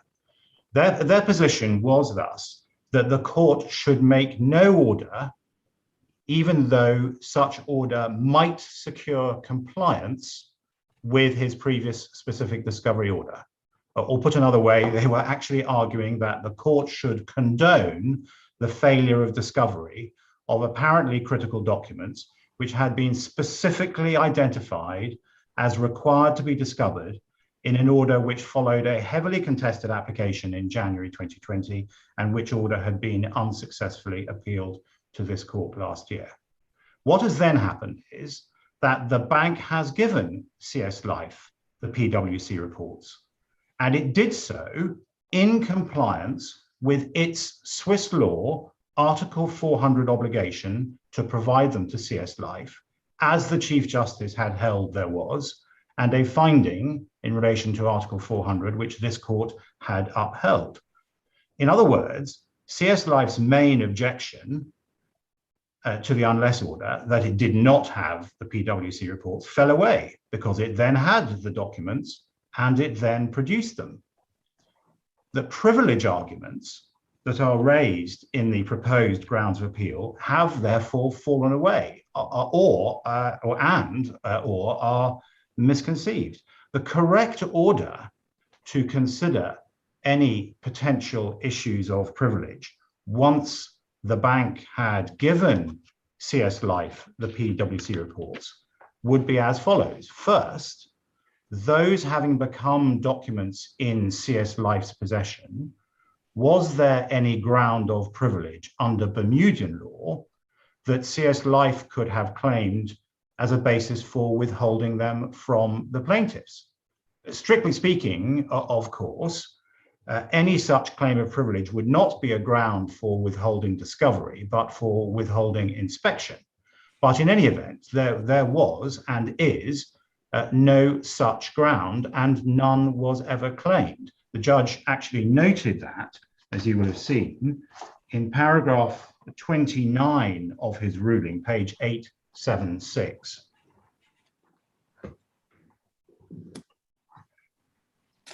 Paragraph 29. Paragraph 29. The last sentence, it is noted that CS Life does not contend that there is any privilege under Bermudian law which it could assert. That is not challenged in the draft grounds of appeal, and there is no suggestion in the supporting affidavit of Ms. Burke that there could be any claim to privilege by CS Life in respect of the PwC reports. Now, that is, of course, quite striking. CS Life can therefore be taken to accept that in their hands, the PwC reports are discoverable and not capable of being the subject of a claim to privilege, which is hardly surprising, of course, because, as the judge noted, these were forensic accountant reports into the causes of losses on the relevant accounts parts of which reports had actually been put into the Swiss criminal proceedings, and which in any event, the bank had offered to share with the plaintiffs at a time when the bank was at least paying lip service to the idea that it ought to explain to the plaintiffs the details of the frauds that had been perpetrated by its employee on the policy accounts and policy assets. So as I say, once the PwC reports were in CS Life's possession, that was really the end of the matter. But if there is some basis on which a possible privilege claim by the bank even falls to be taken into account at all, that was anyway a wholly bad point before the judge and is even worse now. If the suggestion is that this is a Swiss law ground of objection to disclosure that CS Life can somehow rely on parasitically on a bank claim to privilege, the problem is that no such Swiss law ground of objection was ever evidenced. And of course, if it had been, it would have been an issue and in issue and would have had to be determined by the judge. Very unusually in this case, there have actually had to be effectively 2 mini trials of Swiss law issues in relation to discovery. There was the substantial hearing in January 2020, which led to the February 2020 specific discovery order. And then this year, the defendant raised an entirely new issue of Swiss law in relation to the scope of discovery, which was an issue which could and should have been raised in the January 2020 hearing, but which the Chief Justice allowed the defendant by way of significant indulgence to raise late, which led to the need for a yet further hearing, effectively a mini trial with live Swiss law expert evidence again. Though by that when time, was that, Mr. Smuha? that took place, the hearing took place in September. Wasn't it in the middle of 21? It was in the middle of 21, and the judge and the judge. First of all, we applied for the unless order in August. They raised this point. In fact, the issue was in relation to redactions. It was actually raised orally. So this is the hearing on 23rd September. Chief Justice delivered his ruling on 30th. Exactly so. Exactly so. And so there was, and the Chief Justice. Sorry, is that right? Wait. Are you not talking about the time when Swiss law was raised again? Yes. Surely yes. That was at the hearing not in September 2021, but in June 2021. And it related to the order that there should be a check as to whether or not the redaction had been properly carried out. Correct, my lord. But the hearing, that then what happened as a result of the Chief Justice allowing the defendant then to raise this new Swiss law issue, he then I'm sorry, I haven't got the, I will check the date. We've had so many hearings, it's possible to get confused. Yeah. He then directed a further hearing at which the parties then deployed further reports and deployed and cross-examined the Swiss law experts. And by this time, by the way, the defendant had changed its Swiss law expert from that which they had used in January 2020, and the Chief Justice determined those further issues of Swiss law. And I'll get the exact dates and give them to you. I think you'll find that the actual ruling is to be found at tab 4 of the core bundle, being on the 10th of June, following a hearing on the 17th and the 18th of May. Yes, your lordship is absolutely correct. I'm sorry. No, don't worry. Your lordship is correct. That therefore, so that was the second time round issues of Swiss law impacting on the scope of discovery and the scope of the Article 400 obligation. The point is, of course, that despite going round that twice, there was not a hint at any time through that period, or even now, of Swiss law evidence from the defendant that the PwC reports, which of course are specifically identified in the discovery order, were subject to some separate Swiss law inhibition, which operated as a restriction on the scope of the bank's Article 400 obligation. And my learned friend has attempted today to suggest that there was no reason why that could be said to have been a matter that should have been raised in the January 2020 hearing. But that is not correct, because if the court will turn to the specific discovery order, and of course, you know that the judge was determining at that hearing and in his ruling the scope of the Article 400 obligation. But if you go to the first page of the order at page 31,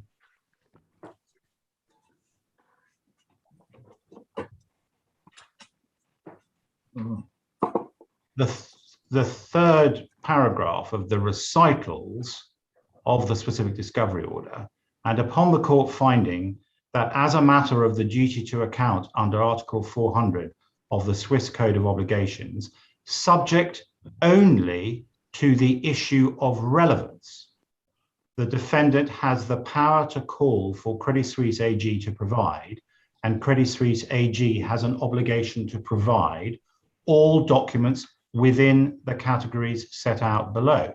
And those categories, of course, include the PwC reports. If it was to be suggested that there were documents that the PwC reports were not subject to the bank's Article 400 obligation to provide the documents in the categories identified to CS Life, then that was obviously a point which had to be, should have been, and could have been raised at that stage for determination by the court, which of course we would have taken issue with, and it would then have been determined. Now, the fact that this point was never raised is what then leads the defendant in its proposed grounds of appeal to have to make the most extraordinary contortions on this point. If you would look in the draft grounds of appeal at page 1086, at what is ground, I think ground 21C,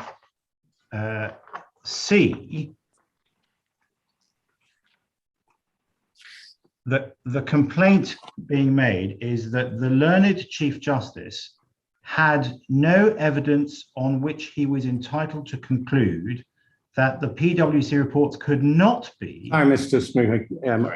I was slow finding that. I'm sorry, my lord. Page We're on 1086. 1086. Page 1086, and it's the second paragraph on the page, sub C. Right. This is it is within, so it's within 2.1. I think if I've got if I've understood the numbering correctly, it's 2 Roman 1 sub C. Second paragraph at the top of it, 1086. The learned Chief Justice had no evidence on which he was entitled to conclude that the PwC reports could not be subject to attorney-client privilege under Swiss law, and that therefore the bank was not entitled to withhold the PwC reports from CSL on that ground. But the question to ask Evelyn Friend is, but did the defendant at any point in time proffer, or even ask the judge if it could have leave to proffer, Swiss law evidence that these forensic accounting reports were subject to attorney-client privilege under Swiss law? And my own friend, of course, would have to answer that question in the negative. In which case, what is he saying that the Court of Appeal could ever do with this point? Or put in more technical terms for the purpose of the leave to appeal application, in relation to paragraph 29 of the judgment, the defendant has not identified any error of law or other basis on which the judge's findings can be attacked or even criticised. And an appeal in respect of his conclusions on this aspect has simply no realistic prospect of success. But that is, as I say, even allowing for any possible relevance of a Swiss law claim to attorney-client privilege. But for the reasons I have submitted, in the events which have happened, one doesn't even get there. Let me just go back a moment. You say in the events which have happened, namely CS Life have got the documents, there isn't any existing privilege and they do not assert one. You also say that in any event, there's no evidence before the court that the bank was entitled to assert some form of privilege against CS Life. Could we just look at page 1192, which is a letter of the 20th of September from Schoenberg-Wittmer to Appleby's, which at 1193, just near to the middle hole punch, says, under the heading Investigation of Collapse Policy Reports, the investigation into the conduct of the former relationship manager was conducted by external counsel of the bank. PwC has been engaged by the bank's external legal counsel and as such falls within the sphere of attorney-client secrecy. Consequently, the bank asserts that attorney-client secrecy and such other privilege that may be applicable to any reports, documents and correspondence. Now, is that some form of evidence of Swiss law privilege?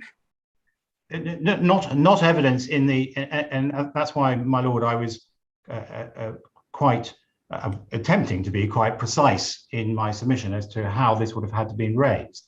There was never a suggestion or application to the Chief Justice for there to be raised, which would have had to have been on the basis of expert evidence, an issue as to whether the bank's Article 400 obligation in relation to the PwC reports was restricted, limited, or not present at all in relation to the PwC reports on the basis of a Swiss law claim to privilege. I see.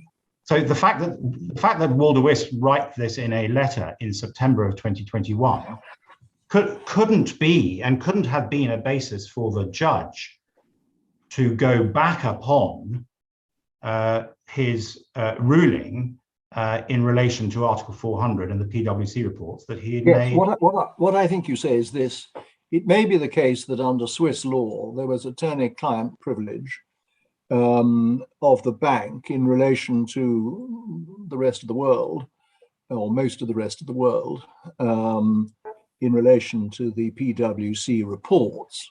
But the question for present purposes is whether or not the bank, which was the agent of CS Life, had vis-a-vis CS Life a claim to privilege which would reduce, affect, its obligations under Section 400.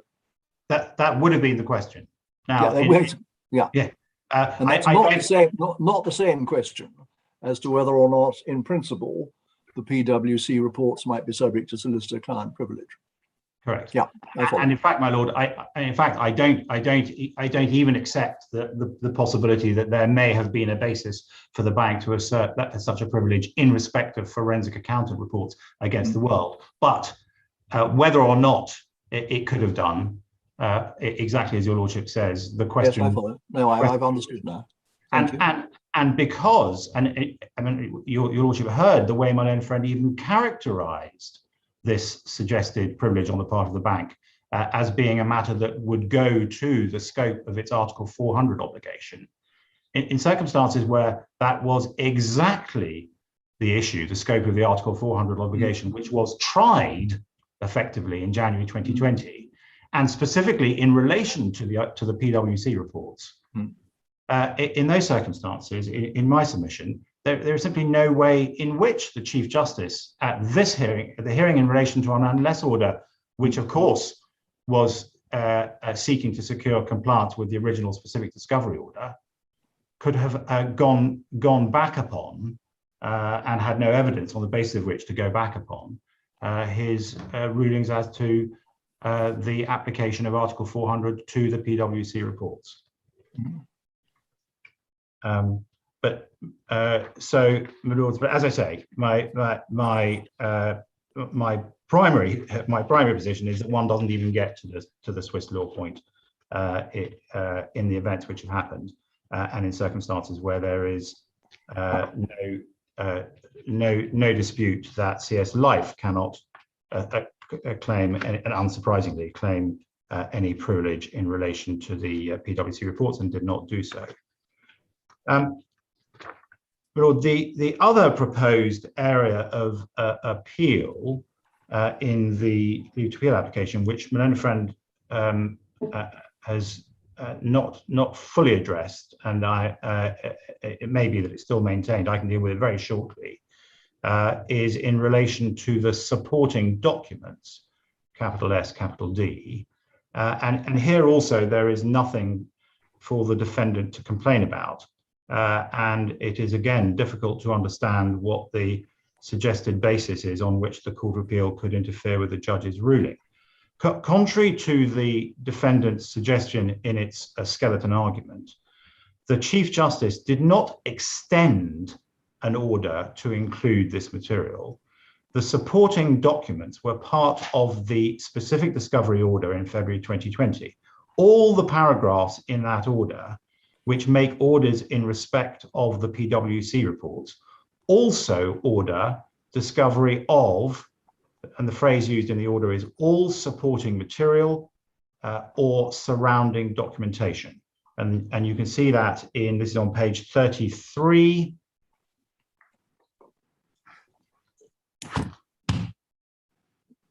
Where is it? You can see that in Yes. 1.5 A, little 1. You can see it in 1.5 B in the fourth line, the reports produced by PwC and surrounding documentation. You can see it in 1.5. Oh, just to note in passing, 1.5 C, which my Lord Justice Appeal Bell, I think, drew attention to earlier, which actually specifically dealt with privilege. But then if you go to the section that deals with the bank's documents, paragraph 3.4A on page 35, PwC reports commissioned by Credit Suisse and supporting documents, and then also 3.4D. In the third line, the reports produced by PwC and surrounding documentation. All the judge was doing in the unless order ruling was resolving an issue between the parties as to the proper scope of the words all supporting material in the original order. None of the draft grounds of appeal comes close to identifying a reason why the judge could be said to have been wrong to resolve that issue, or why he was not permitted to resolve it in the way he did, which was, by the way, basically a position somewhere between the rival positions of the plaintiffs and the defendant. There is nothing in these grounds either, and they do not improve by being sliced and diced into 25 paragraphs in the draft grounds. They come to the same thing separately or together, which is, with respect, and I regret to say, precisely nothing. Could you just show me, I've lost it, where the variation order is? I can't find the page number. Yes.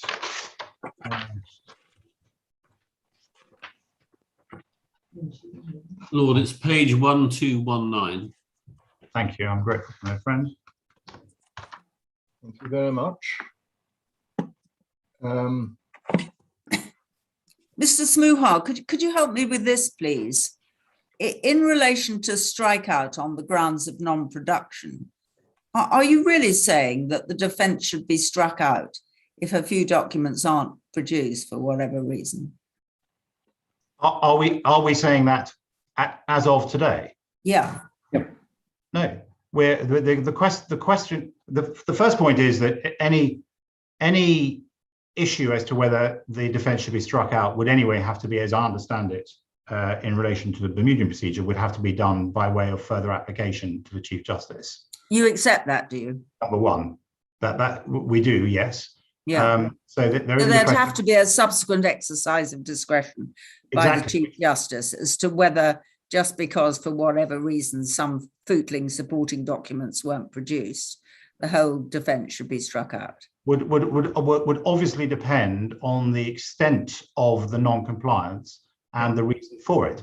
Since the process of discovery, regrettably at this late stage of the trial, is still going on, substantial discovery, and as has been happening, and the court hasn't been troubled with this and shouldn't be troubled with this, there has been extensive correspondence as it's been going on, dealing with issues, us agreeing to change the search terms, a productive exchange of correspondence where we were saying to the defendant, as you start this very late search process in relation to this data room of treasure trove of exactly the documents, they are the 8.8 million documents are documents gathered about the Lescadron fraud.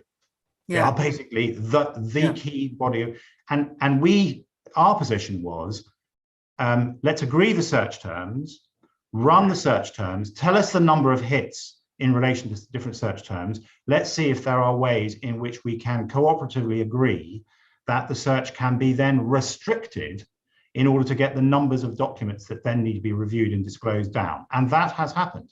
It has been happened progressively, and the defendant has been coming back to us in correspondence saying there is this problem or that problem, proposing changes. We've been discussing them and agreeing them. And the position, it's ongoing. And there are matters which we have said are non-compliance and which are being addressed in correspondence. And when we get to the end of the process, if there still remain matters that we say are of significant non-compliance, then we will have to raise them with the Chief Justice. But the process is but you ongoing. Accept that there has to be another discretionary application. Well, sorry, an application in which you say there's been substantial non-compliance. It doesn't just follow from your order, Chief Justice, that the defence should be struck out, but we say, repeat, it should indeed be struck out. But you're not going to argue, are you, that just because he's made an order, the non-production of 2 or 3 documents about which there may be a dispute as to their importance leads to a strikeout? Well, it would depend on what the document. I mean, it's conceivable that you could have a situation where 1 or 2 documents were critical, but it would be the subject. A larger number were trivial. The answer to my lady's question is yes, we accept that we would have to make a further application, and yes, we accept that the question as to whether the judge in those circumstances should then strike out would depend upon an assessment of the significance of the non-compliance. It wouldn't just be foreclosed, or his decision wouldn't be predicated by the fact that you'd got already an unless order. In the sense of me being able to say, all I need to show... I've got my unless order. I can show they haven't produced this one document, therefore the defence should. I mean, I don't have specific instructions on that point. No. But I can't conceive that that's a submission I would make. Yeah, it must depend on the relative importance in context of the documents that you will say have not been disclosed in compliance with the order for disclosure. But taking, of course, but taking into account the events which have happened, I mean, in those circumstances, the Chief Justice would be considering a position where this is all taking place in circumstances where the defendant's substantial giving of discovery is taking place at the latest possible stage prior to the trial, and you will of course apprehend that we are under we're in no doubt as to why this has happened and under illusion as to what it is that the defendant. Yeah, okay, well, we needn't go into the merits of it. Yeah, okay, thanks very much.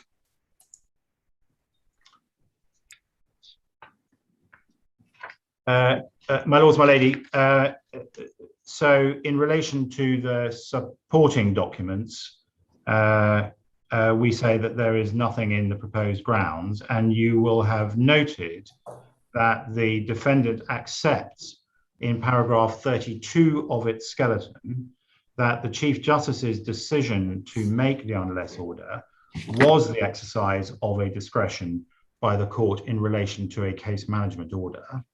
The learned Chief Justice accepted my learned friend Mr. Mobley Smith's submissions of law below as to the circumstances in which it was appropriate to make an unless order. So there can be no complaint about that. In circumstances, therefore, where the defendant fails to identify any misdirection of law or to identify any respect in which the judge has taken something into account which he was not permitted to do, in our submission, an appeal has no prospect of success, is doomed to fail, and the application for leave to appeal should be dismissed. Unless... Well, I'm afraid there are two things I would like your assistance. Please, my lord. If you go to the judgment of the 30th of September and go to paragraph 27,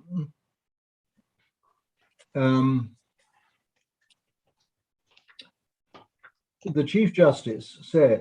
So could your lordship give me a page number? Page 875. Thank you. The Chief Justice says at paragraph 27, the court does not accept that paragraph 3 of the specific discovery order merely required CS Life to write a letter. He goes on to say the February 2020 ruling and the specific discovery order recognized that CS Life could require the bank to provide, and the bank was obliged to provide the documents pursuant to Article 400. So far, so good. He then says the terms of paragraph 3 recognized that there is an obligation upon CS Life to discover the documents listed in that paragraph. In the event the bank refuses to comply with its obligation to provide the reports under Article 400, it necessarily means that CF Life is prevented from complying with its obligation to provide the PwC reports as required by paragraph 3 of the order.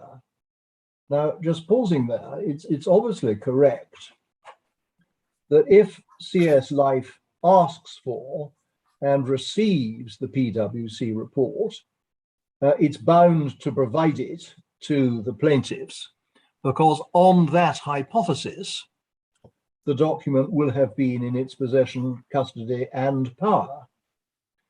But assume that the bank fails to provide the documents. Firstly, does that mean that CS Life is in breach of its obligation under disclosure if it's asked but the bank refuses to reply? That's question number one. And is it right to say that the terms of paragraph 3 recognized that there's an obligation upon CS Life to discover the documents if that is applied to documents which CS Life has not received? Because what the order does in relation to CS Life, what the order does in relation to the bank's documents is to tell CS Life that it must ask for the documents and produce the request and the response. It does not say you must disclose those documents whether you have received them or not. My Lord, can I answer the two questions perhaps together, because they're related in this sense. The the premise of the judge's specific discovery order, and indeed the premise of the making of the unless order, was dependent on the judge's determination of the scope of the Article 400 obligations. So having determined that the documents, including the PwC reports, were documents which CS Life was entitled to require the bank to give it, was a determination that those were documents in the possession, power, custody, control of CS Life, which it therefore had to discover.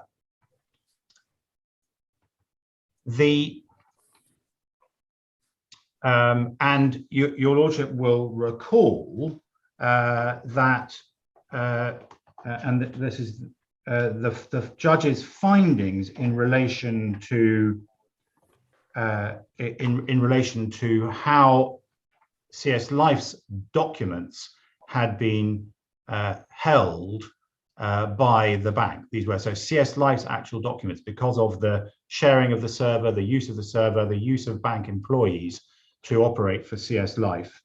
The judge held that the bank was, and the Court of Appeal I think referred to this in their judgment last year, that in effect the bank was the delegate that CS Life had delegated to the bank the responsibility for holding its documents, discoverable documents.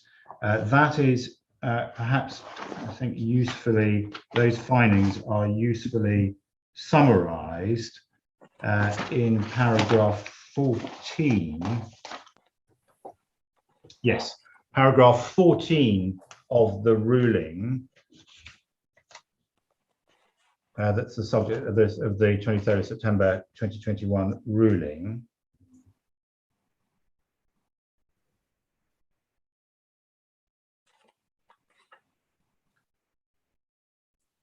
Paragraph 14(1), not only is CS Life a 100% subsidiary of the bank, it's an account holder with the bank in relation to the CS Life accounts. Secondly, CS Life delegated and outsourced significant aspect of its insurance business, and so on. Third, CS Life largely relied on bank employees to perform its functions, which conducted business through generic Credit Suisse email addresses, worked out of the bank's offices in Switzerland, and used the bank's IT systems. 4, CS Life opted to store its documents in Switzerland on the bank servers and to use the bank's IT technology to run its Bermudian insurance operations. 5, the bank directs CS Life's economic activity and has been directing and controlling this litigation. So when that has two consequences, and the judge's findings in his judgment in February 2020 as to the scope of Article 400 together has two consequences in relation to discovery to be given by CS Life. The first is that is a finding, that the combination of those findings of fact and his Article 400 ruling is that these documents are CS Life documents and therefore discoverable. Secondly, in relation to the unless order and the consideration of whether there was a breach which should then be dealt with by unless order, the judge, of course, rejected the defendant CS Life's argument that the bank should be regarded as a third party,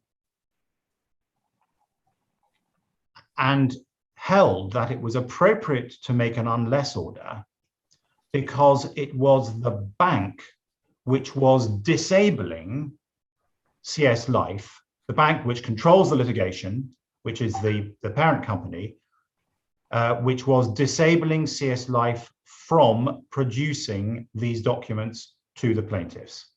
But he And didn't, that- Mr. Smoot, the Chief Justice didn't go so far as to say that they were effectively CS Life documents. The effect of his ruling in relation to Article 400 is that they are CS Life documents, but because CS Life doesn't physically have them, because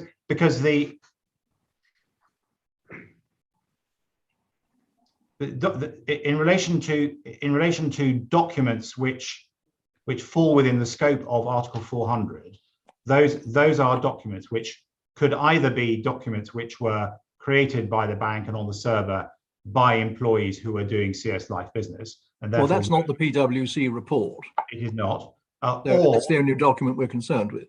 No, or in relation to PwC documents which the bank had created, which CS Life was entitled to have under the duty to account, the Article 400 duty to account under Article 400 to CS Life as its. Mr. Smuhar, speaking entirely for myself, I'm not altogether happy with the end of paragraph 27 of the Chief Justice's judgment. I think it's a bit of a fudge myself. I mean, either you've got to view the companies, you've got to disregard the separate corporate identity of CS Life and lump it together with the bank and say the bank is party, or you don't. And I just say, the fact that the bank's very much involved in the underlying transactions, blah, blah, blah. I don't think it's right to say that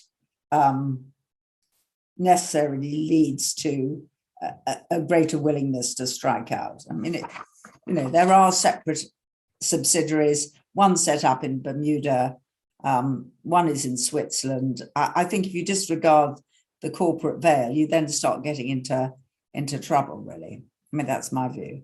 So far as I'm concerned, it's not your best point. Yeah. That's the point I'm thinking. And the CJ has never said that CS Life has the ability to go directly to PwC and say this is effectively our document. Exactly. You should produce it to us. No, I accept that entirely. I accept that entirely. And if I was suggesting, if I sounded as though I was suggesting I was going that far, I wasn't. But I do, if I may, my lady, I do just want to address your point, and just to be absolutely clear, that we were not submitting, and the Chief Justice was not ruling that in relation to this issue, there was any disregard of the corporate veil or lifting of the corporate veil. The point he was making was that in circumstances where he had made a specific discovery order in relation to the PwC reports, it was right in considering the question whether to make an unless order that he should take into account that it was the bank which was disabling CS Life from producing the documents by the bank not complying with its Article 400 obligation to give them. Well, I agree with that if it's limited to that. But the idea, I mean, all that the Swiss company has to do is to comply with its Swiss law obligations. Unless you're going to, disregard, pull back the corporate veil and lump the two companies together for disclosure purposes, just because the Swiss bank has the documents, does not mean that CS Life has them in its possession or control, or that it's necessarily entitled to them or can be obliged to produce them. That must be a matter of Swiss law. Right. And But doesn't that become academic when the bank has in fact produced them? I quite agree, but I'm looking at to the supporting At the making of, yes. Yeah, but so far, I mean, it's produced the PwC report, so now it's totally irrelevant. But so far as any future documents are concerned, seems to me a rather bad point. Well, so, but lady, if I may, so yes, it's become irrelevant in relation to PwC, but I do want to be absolutely clear because, as I say, there are two elements in this regard, which founded the basis of the unless order and the reason why an unless order was appropriate. The first point is, as I've said, that it's the bank disabling CS Life from complying by not producing the documents to CS Life in compliance with the Article 400 obligation. And the second element is that it is the bank controlling the discovery process and controlling the litigation, is calling the shots in the litigation, which the judge has found on several occasions in his rulings, and which has never been disputed by CS Life. The significance, therefore, being that of that latter point, which is therefore that the making of an unless order in circumstances where the bank is not to be regarded as an independent third party, simply refusing to provide documents to the bank, but is actually controlling the litigation, that if it is the bank which is disabling CS Life from complying, the bank also has the power to enable CS Life to comply. And in circumstances where the whole point of an unless order is to secure compliance, can and should be made if it will secure compliance with the order. In those circumstances, it was appropriate to make the unless order. Yes, that begs a logically prior question as to whether or not the documents which the bank had, the bank's documents, which it had sitting in a large room in Switzerland, were documents within the possession, custody, or power of CS Life. Because if they weren't disclosable by CS Life. And whether they were in the custody or power of CS Life depends on the facts. And if the position was at the time, I know it's all changed now, but if the position was at the time that CS Life had assumed, pursuant to an entitlement to ask under Article 400, asked for the documents and had received a nil answer, surely it then follows that the documents were not in their possession, custody, or power. Well, no, my lord. We would say we did say that the whole point of the Article 400 issue is determining what documents CS Life has in its power. In other words, can require it to be given to it in order to give discovery. That's what made them discoverable in the first place. That is the effect of the specific discovery order. So if the documents hadn't been produced by CS Life, or by the bank to CS Life? Sorry, the bank to CS Life, the action could be struck out.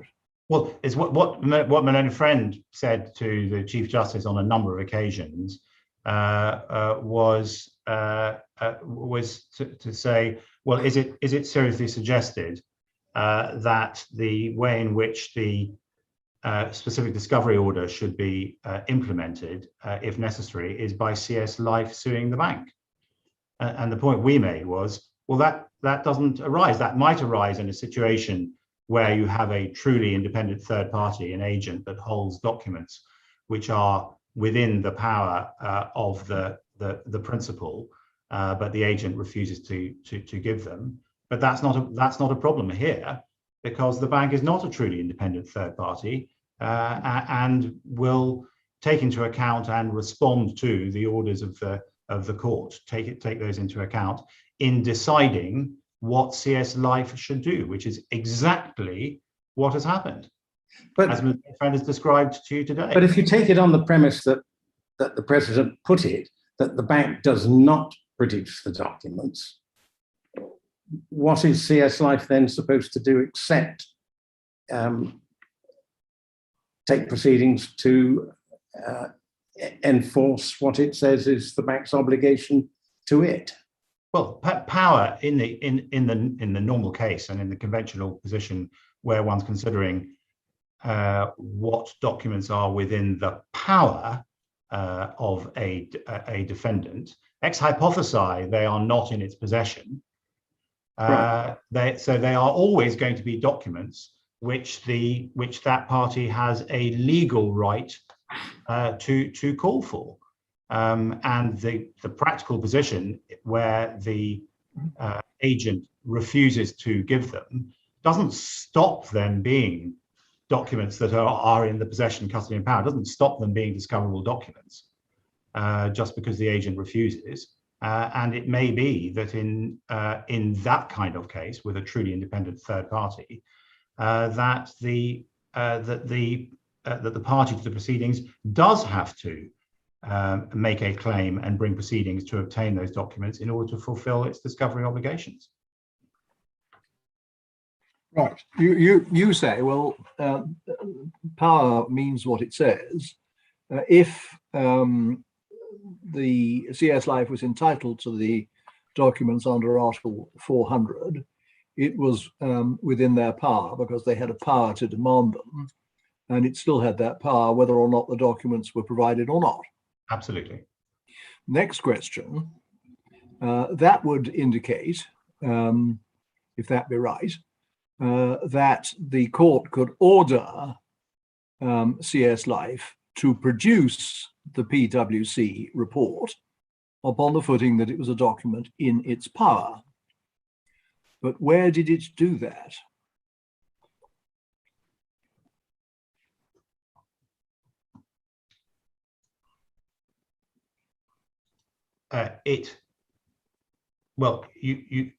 Your lordship says to produce. Discover, disclose.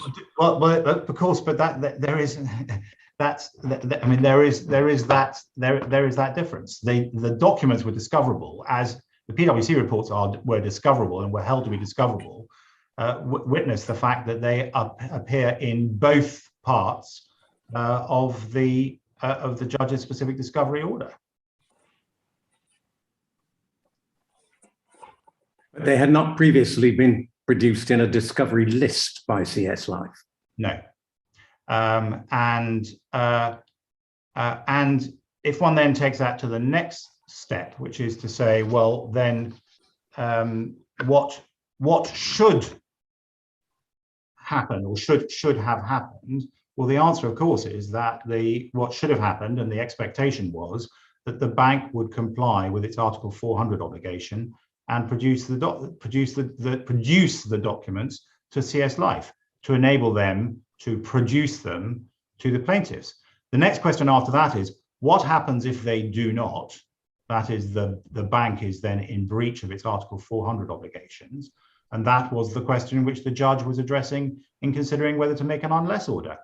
Wait a minute, there has to be an occasion if the PwC document has not been put in any list, where the court orders CS Life to disclose the document.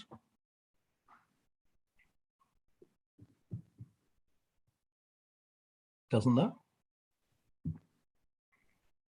Well, my lord, that's already,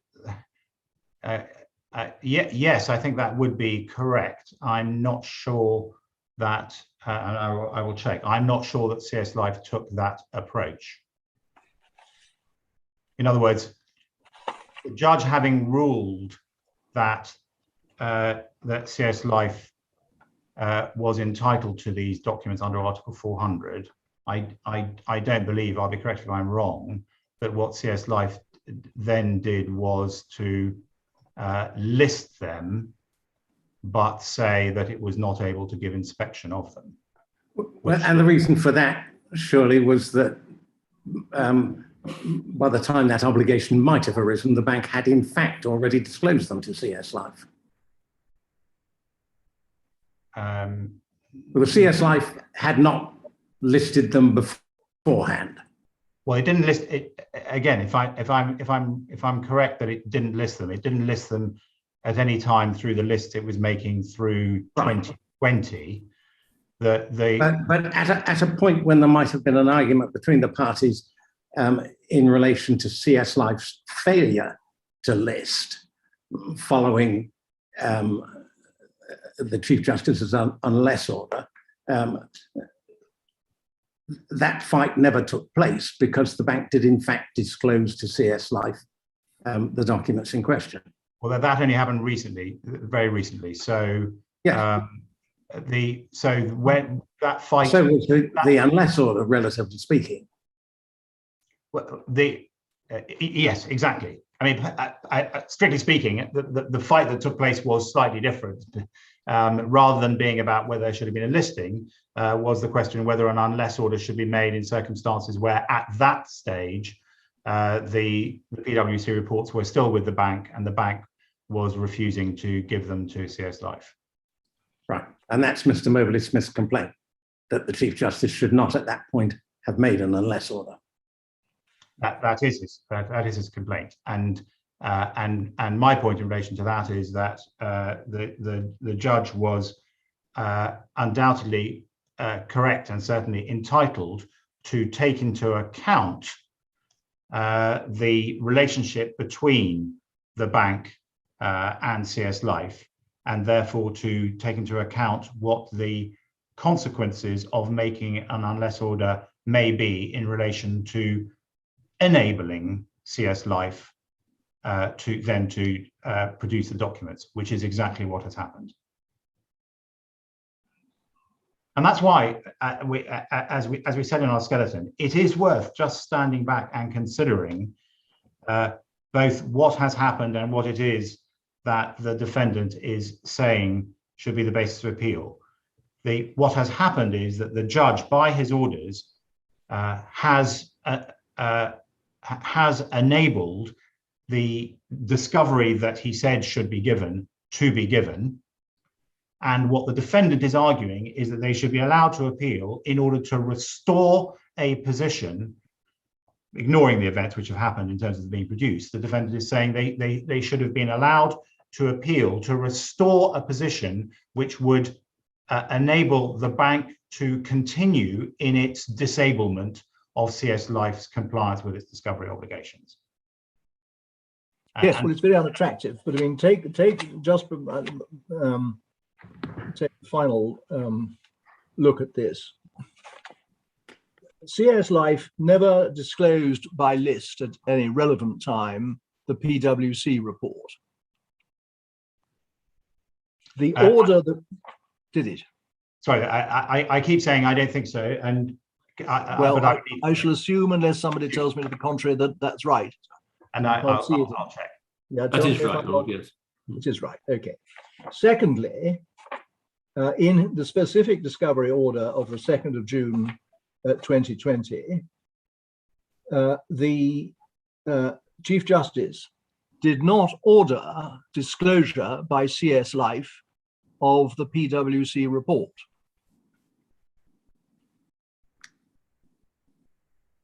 Did he?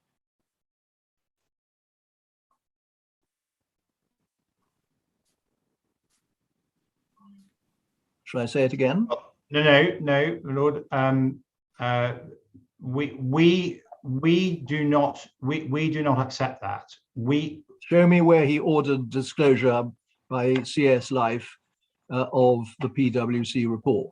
Lord, what we say is that by this order, the judge determined that the PwC reports were discoverable documents of CS Life, and then his order then deals with how that discovery is to be achieved.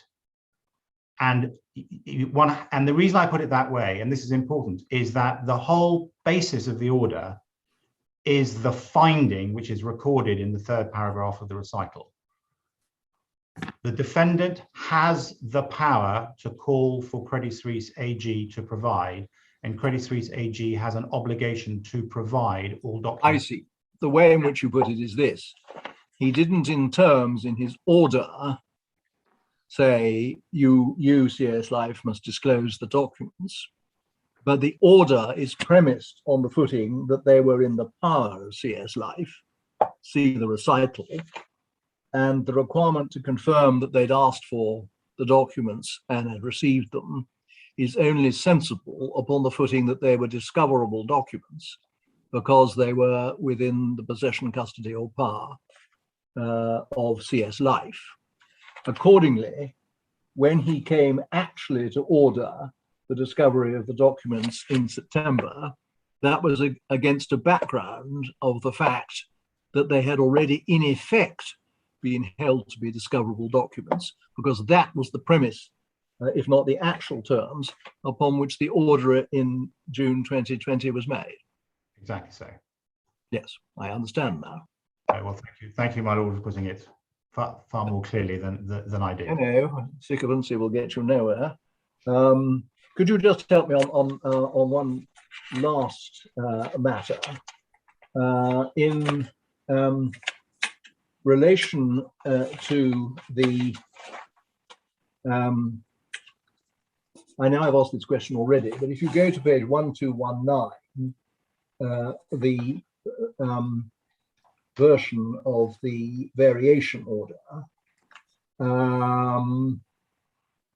is that the current version of the order, or I haven't quite understood how far things are developing in relation to 1C at page 1220. I had understood Mr. Moberly-Smith to be saying that there was a further change of wording required in respect of 1C. I had understood that too, but I just wanted to understand from Mr. Smoohar what his position was. I think that is right, I'll check, because there have been, if not daily, certainly every couple of days, discussions between the parties, right, adjusting and agreeing. Thank you. That's what I understood to be the decision. Thank you very much. Yes, Mr. Moberly-Smith. A few short points in reply. First of all, the learned friend was not able to identify a specific order made by the learned judge that we give discovery, or CS Life give discovery of the PwC reports. As your lordship quite rightly said, that's not set out anywhere in the terms of the order. The order only requires the provision of affidavits, and in relation to the bank documents, it only requires that we have, CS Life has requested those documents. And that's the extent of the obligation under that order. And Mr. Moberly-Smith, why is that relevant now when you have in fact disclosed the PwC report? Why does it matter? It's relevant, lady, in the sense that if the court takes the view that that order should never have been made, then we're inviting the court to take steps to reverse the effect of that order. If the Court of Appeal considers that's the appropriate course, but one of do a remedy. One of the problems with that, Mr. Moberly-Smith, is that, rightly or wrongly, the bank did disclose the documents to CS Life. Once CS Life had got them, it had an obligation to disclose to the plaintiffs. I accept that. I mean, the obstacle. There's a distinction to be drawn between the pressure on the bank, which you say the unless order improperly or pressure was improperly imposed on the bank, and the position of CS Life, over which there can be no doubt. Once the bank had disclosed the documents to it, CS Life had the obligation to disclose to the plaintiffs. I accept once the documents came into CS Life's hands, CS Life was not asserting in relation to those documents that it could rely on Bermudian legal professional privilege to prevent any further disclosure. And indeed, it wouldn't be its privilege. It would be a privilege belonging to the bank. And so it does. We don't. And your lordship says once the bank's given them to CS Life then has to disclose. And I agree. That is the position. But the real question is whether or not the Court of Appeal should condone what's essentially a serious bit of arm twisting by the Chief Justice. And as I say, in the context of there not having been a breach of any order made by the court, learned friend relies only on a recital in the order, and that recital was simply reflecting the expert evidence that had been given about the issue that had been raised, and that was only in relation to whether or not purely internal documents should be included. Yes. So that's what I'd say about that. In terms of the other points my learned friend made, the fact is that the bank, unless one looks through the corporate veil or tears the corporate veil, the bank is a third party. and as a third party is entitled to assert its rights in its relationship between itself and CS Life. Those rights are governed by Article 400, and the bank is entitled to assert that it is not going to give documents to CS Life because it genuinely believes those documents are covered by attorney-client privilege, and that's reflected by the fact that This is where we keep going around in circles, because the bank is entitled to assert, but in practical terms can no longer assert once it's given up the documents. Yes, but I think the position one's looking at is the anterior position at the point the order was made by the Chief Justice. What was the position then, and what properly should the court have done in those circumstances? And in those circumstances, it was being told that the right of the bank was to assert privilege under Swiss law. But Mr. Mobley-Slip, we're living in the real world as justices of appeal, Of course. not in some hypothetical world. The reality is the bank disclosed the report to CS Life, Yes. and it came under an obligation to disclose whatever order had or had not been made. So there we are, and you want to put the omelette back into the eggs, it seems to me. Well, yes, or genie's back into the bottle. I accept that by looking at it in that way. But on the other hand, if the court takes the view that the order should not have been made, that it was trampling on the rights of the bank, and that the enormous threat of striking out a $500 million claim, defense to a $500 million claim, was such as to put it in an impossible position, and that shouldn't have happened, then the Court of Appeal does have the ability to reverse that effect. And in our respectful submission, that's what the Court of Appeal should consider, obviously assuming that there's a time in which it can consider it, assuming a trial doesn't occur when it's going to occur. Right. Thank you. I'm probably not going to assist you further if I continue. No, you've assisted us already. Right. We will do the equivalent of retiring for a moment, which is go to a meeting room, if Mr. Coelho can arrange that. I think we can go to We'll that. just leave the normal way. Yes. And if the parties could turn off their mics and cameras.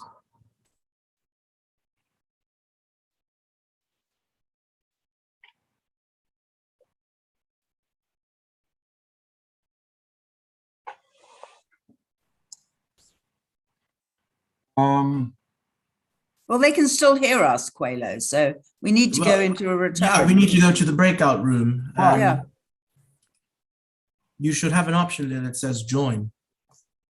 Oh, Well, I just have leave, You No, don't leave. under breakout rooms at the bottom, right?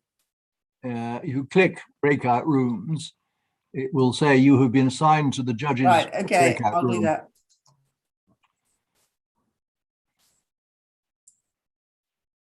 Except mine doesn't seem to want to. Oh, yes.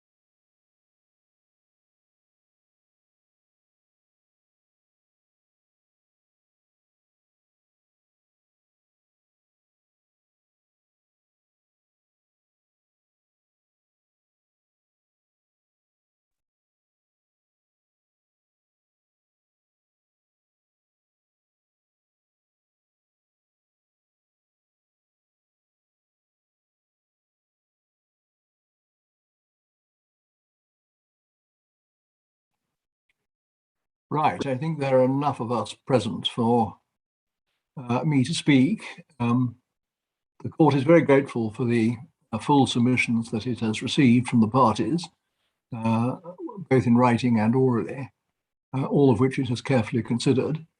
It has come to the conclusion that this is not a case in which it would be right to give permission to appeal, which it therefore declines. Grateful, thank you. Thank you very much. I think there's anything else that arises. Not for me. My Lord President, and I'm sorry, I ought to know, but do not, whether whether the court deals with the question of costs at this point. If so, then obviously I would ask for our costs of the leave to appeal application. Must follow, mustn't it, Mr. Mobley-Smith? Indeed, Lord, yes. The respondents are to have their costs of the application. I'm grateful. Thank you. We'll retire again. Thank you very much. Thank you. Thank you.